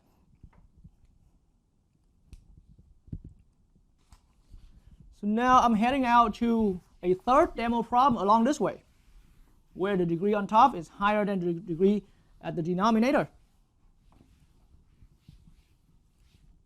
So now let's quickly look at how about R of x being minus 5x fifth plus 3x squared plus 1. And now all over x cubed plus 5x minus 1. In that. Okay, this is P. This is Q. So now clearly the degree of P of x is higher than the degree of Q of x. And so now picking up from that hint I pointed out, that trick I pointed out, or you can also call it, it's the determination method trick. The method to determine, then we're gonna focus right into the two leading coefficients, the two leading terms right here, and set them up as a ratio. Okay, so I don't need to swing over to the decimals yet. Okay, and then I'm going to use decimals afterward to confirm the result. So from this I see a minus 5x cubed, to the fifth. Okay, minus 5x to the fifth divided by x cubed. I'm just simply setting out the ratio of the two leading terms right here. You can call it, it's a new function, but then ratio of the two leading terms in this case will definitely be a final power function, x to the fifth, and I meant it was a cube here. So x to the fifth cancel by x cubed right here gives me x squared, even power, minus 5 over 1 is a negative 5. So reducing this fraction gives me a minus 5x squared. This final ratio of the two leading terms led us into a final power function with a coefficient. And so now let's observe even power, meaning the two ends point in the same direction, either both going up or both going down. Negative coefficient, meaning this case now I know for sure doesn't matter what's happening in the middle body. The two ends have to point down here on both ends. So that's the description we have already learned about the end behavior for this particular function right here. But that's expected. That is what expected for this same function right here, for that same function. So let's find out. All right, so now with my empty graphing space here with decimals. All right, so this is now the graph for our function. This is the graph for our rational function right here. It's minus 5x to the fifth plus 3x squared plus 1 all over x cubed plus 5x minus 1.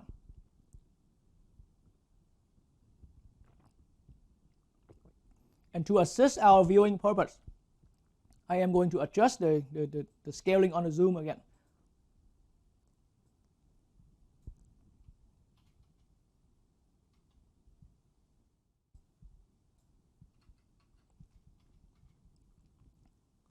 All right, so it looks like we have something going vertically up, quite vertically up, but that's not the right end or neither the left end. This is just middle body of the graph. The two ends are here. The two ends are here.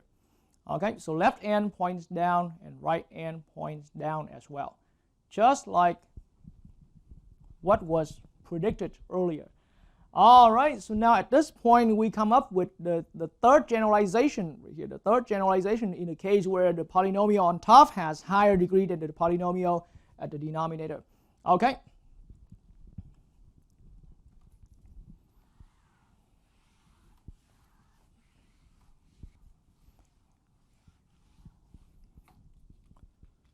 All right, so now we're in that last case right here. This is specifically where the degree in the numerator is greater than the degree in the denominator. All right.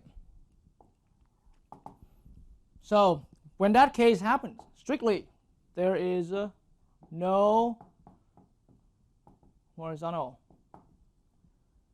asymptote. That's one thing we know for sure. No horizontal asymptotes. And we saw that throughout 3 different graphs demonstrations already. And then, in the end, keep in mind what we're doing here is not about to look for asymptote, but we're investigating the AND behavior. So in the earlier 2 cases, the AND behavior together gave a horizontal asymptote. Okay? But here in our case here, there is no horizontal asymptote. But as far as AND behavior, this is what I see right here. This is what we found right here. And now we have already confirmed the result. The AND behavior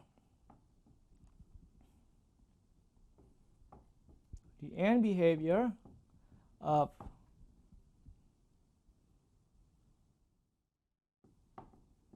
the rational function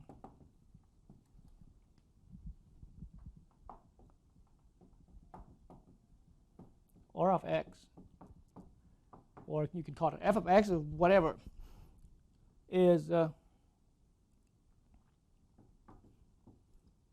same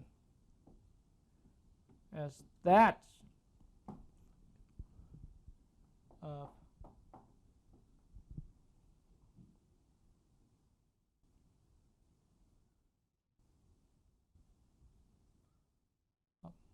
the power function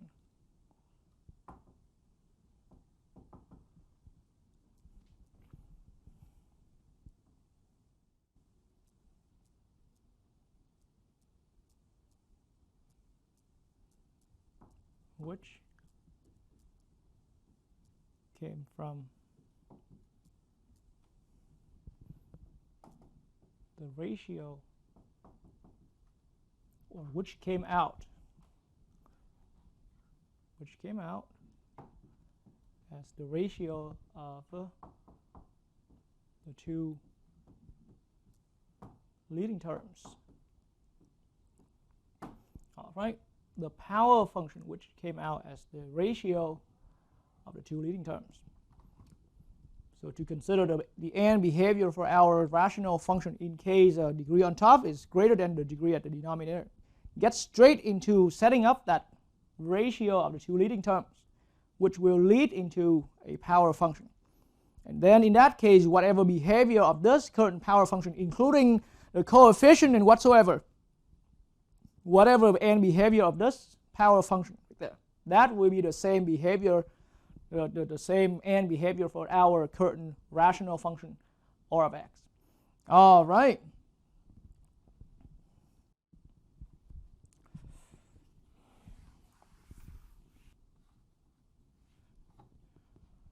All right. So after thoroughly investigating the different cases that changes the AND behaviors, the AND behavior of a rational function. So now we realize that throughout all cases, AND behavior of any rational function depends heavily on the degrees of both the numerator and the denominator of our rational function. Okay, so now at this point right here, we are ready for pushing that into a certain example. So now through the idea of the example now is that as we walk through each problem right here, I will formalize the steps so that you can focus, right on what to do anytime we're about to identify or determine the AND behavior of any rational function. Okay, and so just like what I was saying earlier, so really the most priority one, the highest priority one is just to focus right on the degrees of the 2 numerator and denominator polynomials. Okay, so now we are at example 7. All right.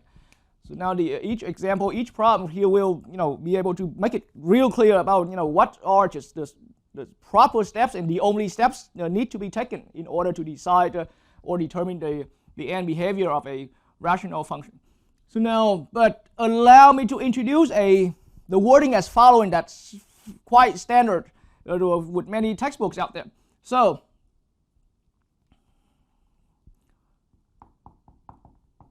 find the horizontal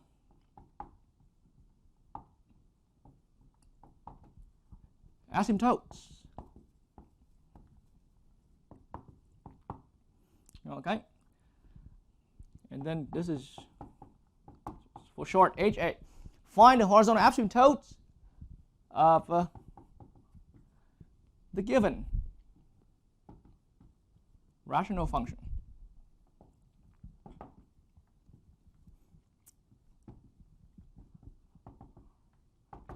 All right. So before we get started, let me have a word here about this a little bit. So throughout the entire discussion on on horizontal asymptotes, the real understanding behind the scene is just like what I've been explaining throughout the whole discussion so far. It's the end behavior, mainly as an idea. It's the end behavior of a rational function. But then there are oftentimes it happens to be a horizontal asymptote. Okay? And then there are some cases there are no horizontal asymptotes. And so in that way, it's just a tradition that, instead of asking, to determine the end behavior, which you should also watch out for that way of wording the problem. But so instead of wording the problem as determine the end behavior of this rational function or that rational function, usually, or a good amount of times out there, any problem about a rational function will ask you instead to get straight into find a horizontal asymptote. So the real intention behind the scene here is to determine the end behavior. Okay, and then so in that case we're gonna go straight into finding the horizontal asymptotes as the end behavior, and then there could be case where our function will not have a horizontal asymptote. In that case, it's also one of the situation, one of the cases of the end behavior, and we're going to say no horizontal asymptote. Okay, and so I purposely brought up this way of wording, even though throughout my discussion about the end behavior, I focus primarily as it is the end behavior. But now on standard out there, throughout many textbooks, the problems are being worded as find the horizontal asymptote. Okay. And then even if there's no horizontal asymptotes, we say no horizontal asymptotes. But in the end, it's just the end behavior of the problem. So this problem here, the way it's worded is a different way of saying find or determine the end behavior of a given rational function. All right, but other than that, just let's get to it. So now I'm going to introduce problem A right here. Okay, so now the function R of x that we're looking at here, and in this example 7. So how about a 2x plus 5 divided by x cubed minus 4x plus 1. Okay, it's a 2x plus 5 divided by x cubed minus 4x plus 1. And so now it is highly recommended, as I've mentioned many times at this point right here, we label this as a p of x. You can name it differently, but it's just we gotta clearly label which one that is. Which one is the numerator, the polynomial, and which one is the denominator polynomial. So my denominator polynomial here, I call it q of x. Lowercase, uppercase is pretty much your choice right there on that. Okay, but now throughout our entire discussion so far, right before we got into this example, then it entirely depends on the degrees of the two polynomials here on both the numerator and the denominator. So in that case, anytime we are given a rational function and asked to find the horizontal asymptotes, we're just going to get straight into determining the degrees. Okay, and at the end compare the degrees between the degrees of the two polynomials in the numerator and the denominator. And then we should be able to come into the final conclusion immediately. All right, so now for this problem, this is what we noticed right here. And so now the degree of p of x in this case. All right, so now we strictly have to bring in our understanding from the polynomial learning, from the learnings about the polynomial. So the degrees of p of x here. And I introduced this shorthand writing earlier. This is DEG, stand for degree. So degree of p of x in this case, our numerator polynomial as labeled here has degree 1. okay, because the highest power here is power 1. All right, so at degree 1, the degree of our denominator, q of x, okay, this is, now so we're going to search through, just now focus entirely to the denominator polynomial here, and I see the highest power here is a 3, so our polynomial in the denominator is degree 3. So this lead to observing the 2 degrees here leads to this comparison that the degree in the numerator is less than the degree of the denominator. That's the ultimate the conclusion so far. This is out of observation, and it leads to a conclusion. It leads to a comparison. And that comparison now falls into one of the cases we have seen earlier. Now, sadly, I erased that on my other board because I never had enough board space for here. But now, because degree in the numerator is lower than the degree at the denominator, then so now we have a clear answer. Okay, so as a matter of fact, allow me to rewrite this a little further up. So we leads to the degree of p of x is less than the degree of q of x. And so now it leads to, we do have horizontal asymptote. The and behavior here is a horizontal asymptote. And so just say HA, okay, and with colon right here. And now the line is simply just the x-axis, as we have already learned. This is case 1 right here. All right, so the HA here is the line y equals 0, or let's open some parentheses right here, the x-axis. All right, and that's how it's done. And so now quickly on the graph, on the empty graphing space here with my Desmos graphing utility.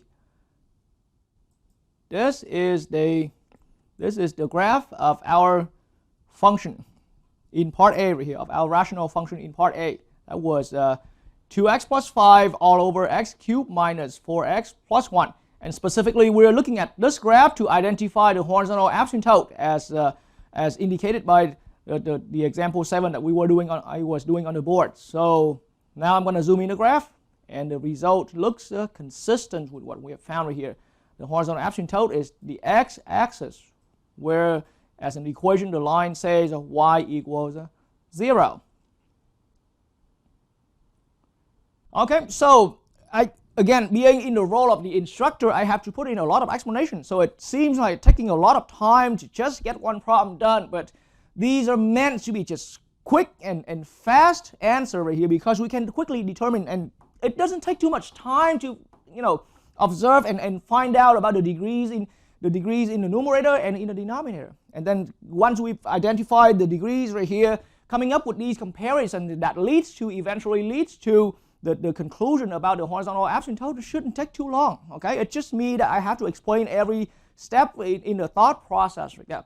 All right, and so now let's try a different one. So right here, our first rational expression right here, rational function, is in a form where each polynomial here, which is another observation before I'm leaving this particular problem right here. Each polynomial here is in general form. All right, let's now head out to part B. And now we kind of got into that routine. Just get straight into the degrees of the 2 polynomials, the one on top and the one at the bottom. Okay, so now let's call that part B right here. All right, so our rational function in part B, let's look at how about r of x to equal, so how about I'm going to look at x minus 3 times x minus 2. All right. And indeed, how about x minus 1? And then here we're looking at x minus 2 all squared times x plus 1. All right. This is our polynomial. This is our rational function, where each polynomial in the numerator and in the denominator here is in factor form. Okay, it's factor form. And sometimes, so that as a generality, I mean, in other cases, you may be given a rational function where numerator is in general form and denominator is in factor form, or the other way around. the point now is that we're going to get straight into identifying the degree of the numerator and the degree of the denominator. So I purposely brought in something like this to remind you about, when any of our polynomials here is given in factor form, then we know what to do. So first of all, well, let's give it a label. This is p of x, the one in the numerator. And then the one at the denominator here is, let's call that q of x. It's just simply a label. All right, so now the degree. Now this time the observation doesn't come out as easily as in part A right here. So we have to do a little math. But once again, we have learned all this from our learning about the polynomials. So in the numerator polynomial here, it's a factor, it's a product of two distinct linear factors right here. And each one of these has, so this one here has a multiplicity 1. And this one here, this x minus 1 has multiplicity 1 as well. So to find the overall degree here, so this one here is linear, so power 1. Okay, and then to multiplicity 1, we don't need to multiply with any factor here. And then plus 1 for that's power 1. So 1 plus 1, our numerator polynomial has degree 2. Our numerator polynomial has degree 2. That's p of x. So the degrees for p of x is 2. So it's, once again, it reminds you how you can find the degree of a polynomial when it's given in factor form completely. All right, and so now the degree of q of x. All right, so we have two distinct linear factors in the factor form of the denominator polynomial here. However, the first distinct factor here is indeed raised to or is indeed associated with multiplicity 2. It comes with multiplicity 2. All right, so in that way, here's how I'm seeing it. The degree here for that linear factor is degree 1. It's linear, of course, but now it's multiplicity 2. So now I'm talking about 1 is the actual degree of that factor, but multiplied by 2 due to the multiplicity. And now we need to add that to the next one here, degree 1, okay, and multiplicity 1, so which is plus 1. So now our total degree of the denominator is a degree 3. All right. So we did not only observe, we did a little calculation, okay? We did a little calculation for the overall degree of the numerator and as well as the denominator. Now we are ready for making that comparison. So now from these two, okay, I'm leading to the following comparison here. So that means the degree in the numerator is, once again, less than, like part A right here, less than the degree of the denominator. All right, so that means now we will definitely have, in this case, this is case that we've learned before, when degree on top is less than the degree at the bottom, we will have a horizontal asymptote. So there will be horizontal asymptote, and that horizontal asymptote is the horizontal line y equals 0 precisely. So it was a rule. Anytime we come to a rational function where degree on top is less than the degree in the denominator, our rational function will have one unique horizontal asymptote, y equals 0, or namely the x-axis. All right, so that's one more problem for us right there. And now on the graphing space with Desmos graphing utility, this is the graph for part B. This is the graph for our rational function in this part B right here.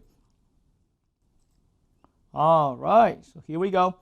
So now looking at this graph, once again, it agrees with the result we've had on the board just now, that the graph of this rational function has a horizontal asymptote right on the x-axis, which is that line y equals 0, which confirms our result that we have done on the board. And once again, this is the graph for the in product, the x minus 3 in product with x minus 1 all over x minus 2 all square, the in product with x plus 1 in the denominator. Okay. All right. Let's try it again. Let's look at a different one. All right.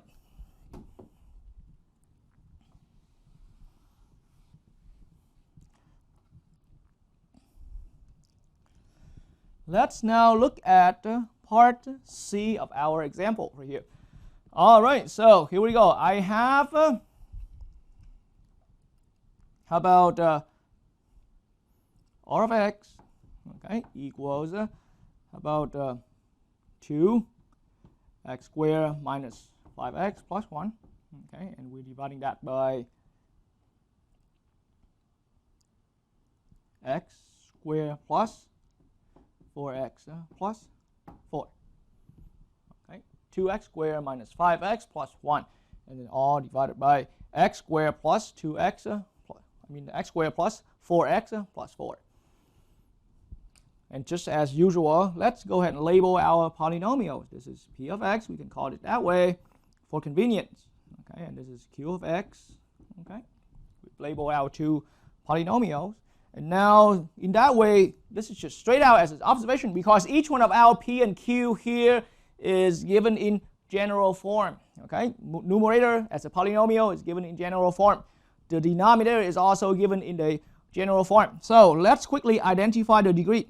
We only need to focus on the degree, okay, and maybe a little more, and then we'll get there. But the first priority one, the first important one, the primary thing to look for is to focus right on the degree of the two polynomials. So now degree of p of x is observed right here through the problem, is observed to be 2. It's not this 2, it's the highest power of the x term, the highest power of whichever the x term that appears in our polynomial. So this is 2x squared, the square here is the degree of our polynomial in the numerator. All right, and then the degree of our polynomial in the denominator is a 2 again. Okay, so it's 2. So now in this case, observations led us to the following comparison. Hey, we found out, we compared that the degree of the numerator is indeed equal to the degree of the denominator. The degree in the numerator is equal to the degree of the denominator. All right. So this is the case where now back in our learning, I had to erase that on the board here. It's no longer on my other board space, but anyone, if you follow through with the lesson here, you should have had that note taken down like that. But anytime the degree in the numerator equals to the degree in the denominator, we will have a horizontal asymptote. So this is our conclusion. We will have horizontal asymptotes. The line here, so recall for yourself, is the ratio of the two leading coefficients. Okay, so allow me to write this down temporarily, and then I'm going to erase that to write down the actual answer. So the ratio of the two leading coefficients. All right. Now they are the coefficient, not the leading terms. They are the ratio of the two leading coefficients. Okay. So these are the leading coefficients. So this is the leading coefficient, and 1 is the leading coefficient. So it's really 2 over 1. Okay, the ratio, and of course in that natural order right there. All right, in that, when I said natural, I meant in the order how the rational function was written. Okay, so the horizontal asymptote will be that line, and so we will have the horizontal asymptote, and specifically or precisely, it's y equals the ratio, whatever value that comes out as the ratio of the two leading coefficients. Okay, so now I'm going to go ahead and erase this, because we already knew what that plan is. So now it's going to be 2 over 1. All right, which equals 2. So now we have a horizontal asymptote, but it's definitely not the x-axis. It's no longer the x-axis, but we still have that horizontal asymptote. Or for short, it's just y equals 2. Okay, but it's still some line that's parallel to the x-axis. That's why we call it's the horizontal asymptote. All right. That's pretty much it for this problem.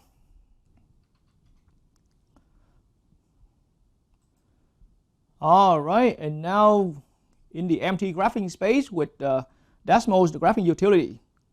This is the graph for our function, for our rational function in part C of the example. Okay, so as far as the horizontal asymptote, so now allow me to put in the actual horizontal line right here. So we found on the board just now that the horizontal asymptote is at 2. All right, so now I'm going to put a line in. Let me zoom in to show the grid right here. And now I'm going to put the line right at 2. All right, so now with this line, with this horizontal line in dotted black color right here, allow me to show that, to sweep the graph left and right. And now we notice that, yes, the graph shows the result that's consistent with what we have found right here. The graph on the two ends, the left end and right end, appears to be asymptotic to this horizontal line at y equals 2. Okay, so in other words, y equals 2 is the horizontal asymptote for this function right here. 2x squared minus 5x plus 1 all over x squared plus 4x plus 4. Let's try another one. Let's look at another one.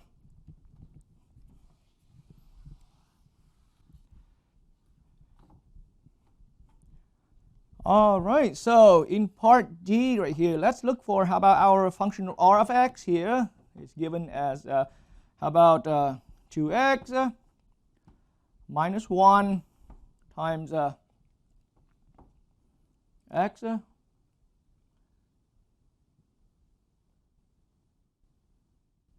3x minus 4, okay, square.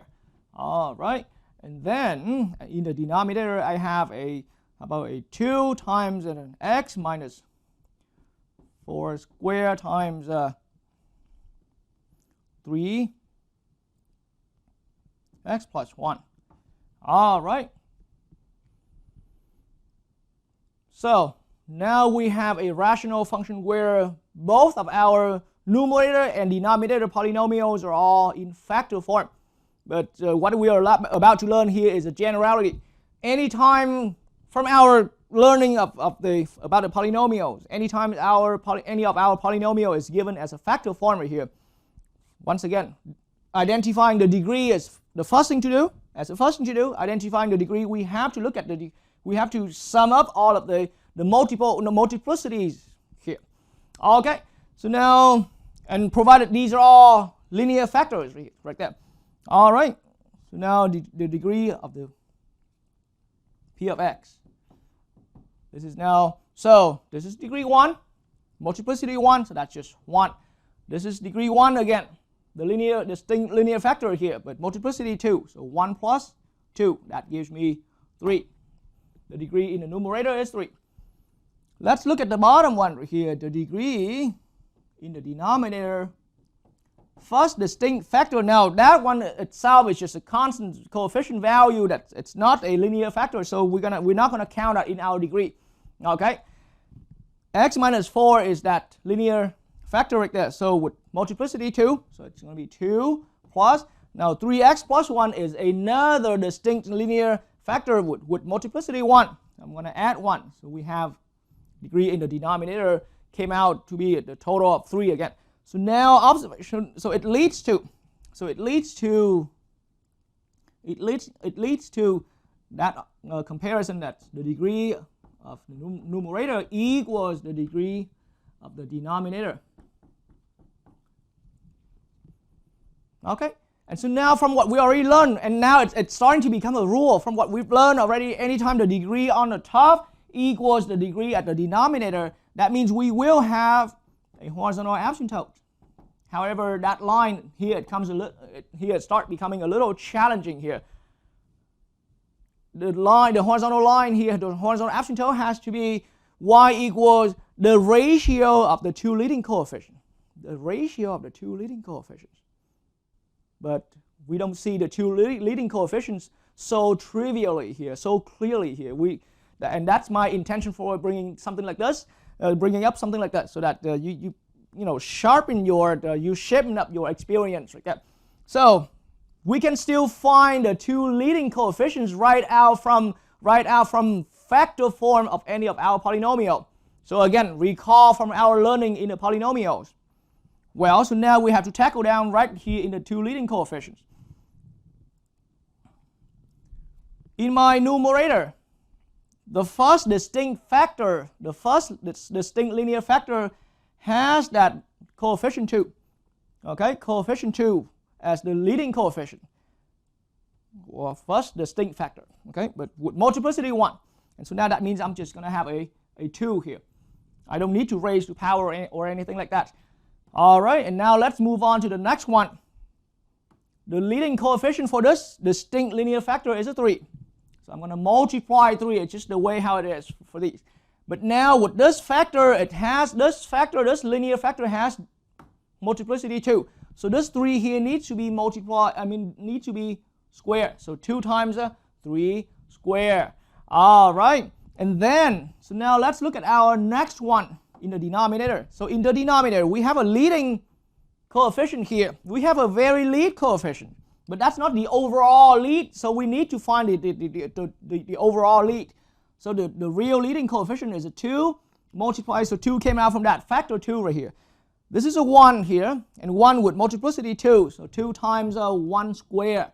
Okay, and multiply again. Now this is a 3 right here, so, but with multiplicity 1. So I'm going to multiply that into my list. So this is going to be the ratio of my 2 leading coefficients. Whatever comes out from 2 times 3 squared, that's the leading coefficient in my numerator. Whatever comes out from 2 times 1 squared times 3 will be the leading coefficient of my denominator. All right, and so now at this point, my final ratio of the 2 leading coefficients here comes out to be 3. All right, just 3. So that means as a little final space right here, I'm going to write down the final conclusion. Y equals 3 is the horizontal asymptote. All right, Y equals 3 is the horizontal asymptote. All right, and now in the empty graphing space with decimals, the graphing utility. This is the graph for our function, for our rational function in this current part D right here. All right, and so the horizontal asymptote, a little bit hard to estimate here through the graph, but let me now put that line in. We have agreed that from the problem that it would equal 3 right here. And now, so I'm putting, as I put on my graph here, a horizontal line at y equals 3. Okay, then now I'm going to go ahead and keep zooming it out and sweep left and sweep left and sweep right of the graph. And now clearly the graph appears to be asymptotic on the 2 ends of it right here. All right. So that once again confirms our result that we calculated on the board earlier, that the horizontal asymptote happens at y equals 3, or is located at that line y equals 3. And that's how it's done. So I brought in this kind of problem where things are going completely in factor form, so we have to calculate the leading coefficients on our own right there, right out from the distinct factors. All right.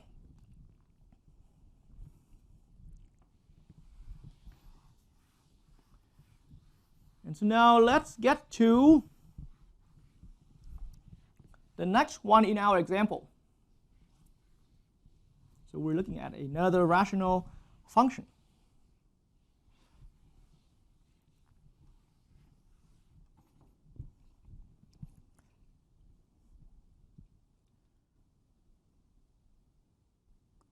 This is now part E. How about r of x equals, r of x here equals, so how about minus 5x squared plus 4x plus 1. Okay, and then we're dividing this by, how about x plus 2. Okay, minus 5x squared plus 4x plus 1 all over x plus 2. Okay, so now just the degree as an observation, just the degree in the numerator, p of x. All right, so this is our p of x right here. This is p of x. So now what I'm looking at here is right out of observation. We have minus positive 2. Okay, that's the degree here, degree 2. The degree of my denominator is with this term right here. It's giving me degree 1. Okay, so now clearly we're looking at the degree of the numerator. All right, is higher than the degree of the denominator, q of x. All right, and so now as far as, so we fell right into that third case right there where the degree on top is higher than the degree at the denominator. It's still there on the other board, I believe. And so now the case here says strictly just anytime we found the degree on top is higher than the degree at the denominator, we have no horizontal asymptote. Okay. And so in this case, our straight conclusion, and the problem is only looking for a horizontal asymptote, where we finding it or we don't have it. Okay, if we have it, we find it. Otherwise, I'll just say we don't have it. So now I'm saying no horizontal asymptote. That's our final conclusion right there. Okay, and then as a little extra, answer, as a little extra answer, and I noticed just now I forgot to label this as a Q of X. But anyway, so as an extra detail added on to this as an extra part of the answer, even though not asked in the question here. So we knew that our rational function here has no the horizontal asymptote, okay? But we still want to, but in the end, what is the end behavior of something like this? Okay, what is the end behavior of something like this? So now think about just like the rule that was saying earlier. Okay, the minus 5 x squared, the leading term here, minus 5x squared, take that ratio with x, the leading term of the denominator. Okay, so this is going to give me minus 5x. This is the final power function that came out as the ratio of the two leading terms. And so now I am expecting, even though the question did not ask for that, okay, but this is something good to put in our understanding, to put in our awareness. So the end behavior of this rational function will be the same as the end behavior of that function, of that little final power function. Power 1 with the negative coefficient at top. Odd degree as a polynomial, as a power function with a negative coefficient. So that means whatever going on in between here, it has to be pointing down and pointing up on the left hand. And as a matter of fact, something like this, I expect it's going pretty linear like that. All right. So this is the end behavior. This is the end behavior, okay, of this particular function, even though it was not asked for. The question was only asking for, are we having horizontal asymptotes or not? All right, so do watch out for the different worded instructions a little bit. So because in this problem, it simply just did not ask for specifically find the end behavior, even though most of the work is to determine the end behavior. We only stop at saying whether we have the horizontal asymptote or what was it, or we left it as a no horizontal asymptote. All right, and now on my empty graphing space right here with Desmos, the graphing utility, this is the graph for our function, our rational function in part E. All right, and so now I really need to zoom this out in a far distance so that we can have a complete look at the graph right here. All right, and maybe it's even better that I hide away the grids completely. All right, and so now clearly by looking at this graph right here, the graph of this function, of this rational function, minus 5x squared plus 4x plus 1 all over x plus 2. This graph right here has no horizontal asymptote, and this result now graphically seen here confirms our result that we did in the calculation, okay, that we did as a calculation on the board right there. And then further, even though it was not asked in a problem, but further I also verified that this graph has the end behavior. So let's look at the end behavior over here according to what I wrote on the board. See, right end points down and left end points up. All right, and so that confirms what we have done, what we have found as far as having no horizontal asymptote, but it has an end behavior as expected. Okay, let's now look at another one.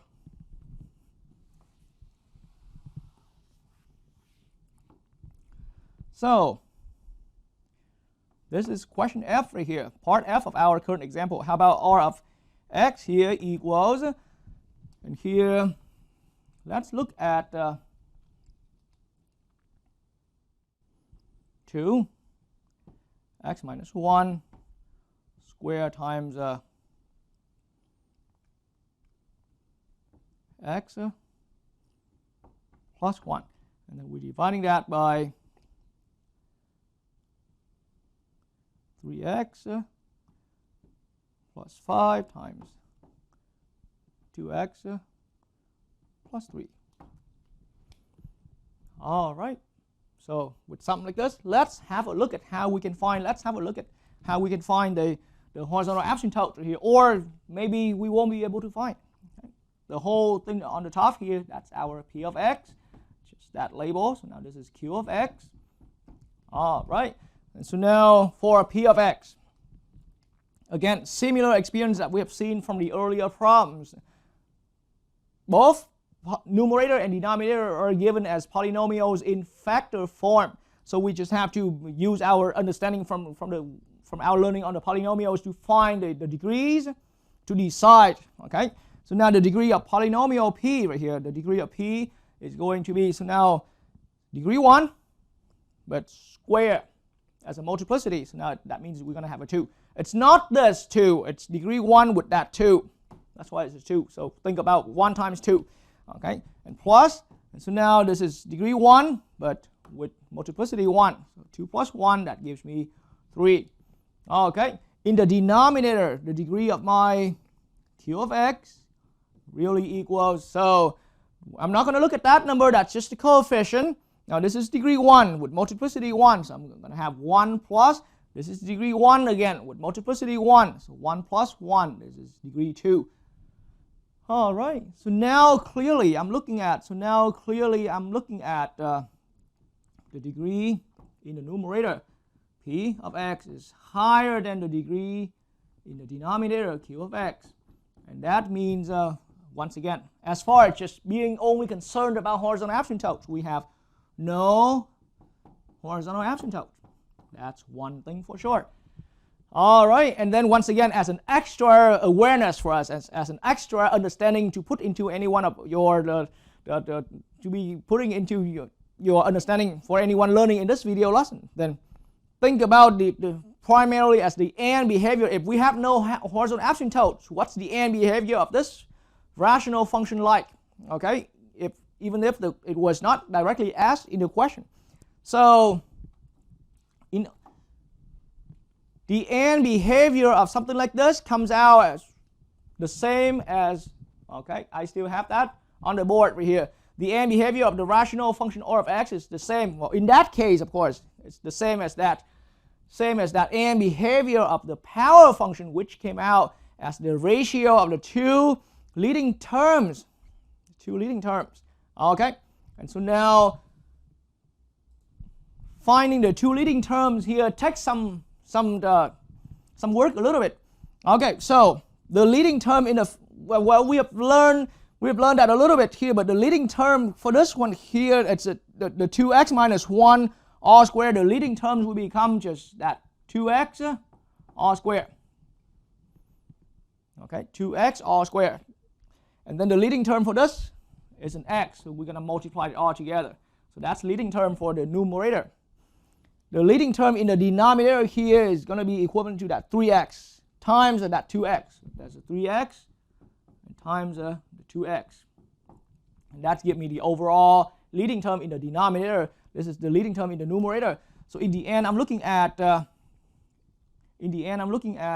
a 4x cubed divided by 6x squared. So the x cubed cancel with x squared and the 4 cancel with the 6 right here. It gives me really a 2/3 x right here. So this rational function will have and behavior similar to this power function. Power 1 with coefficient, positive coefficient, 2/3. So in that way, my right end will rise, whatever in the middle, that's not important. My left end will fall, okay? Because in the end, this is the and behavior of the rational function. I'm not talking about the and behavior of this polynomial, of that power function. It's just I'm saying that the and behavior of this rational function will be the same as that, the and behavior of that power function, okay? But I'm not saying the graph is exactly the same because the middle part will be different. There may be asymptotic behavior in between, in the middle body of the graph. All right, and that's how we've done these problems right there. Okay.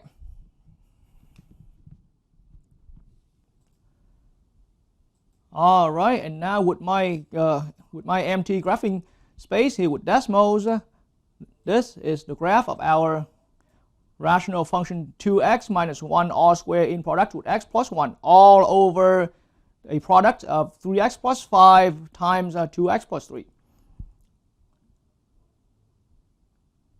All over the product of 3x plus 5 times with 2x plus 3. And now allow me to zoom this out so that we can see more of a complete picture of the graph right here. And I'm hiding the grids away. All right, so as found and calculated and all right, so as found and calculated on the board right there. So this graph has no horizontal asymptote as concluded. But then further we also found out that this graph has the end behavior as right end points up and left end points down just as expected and indicated on the board right there.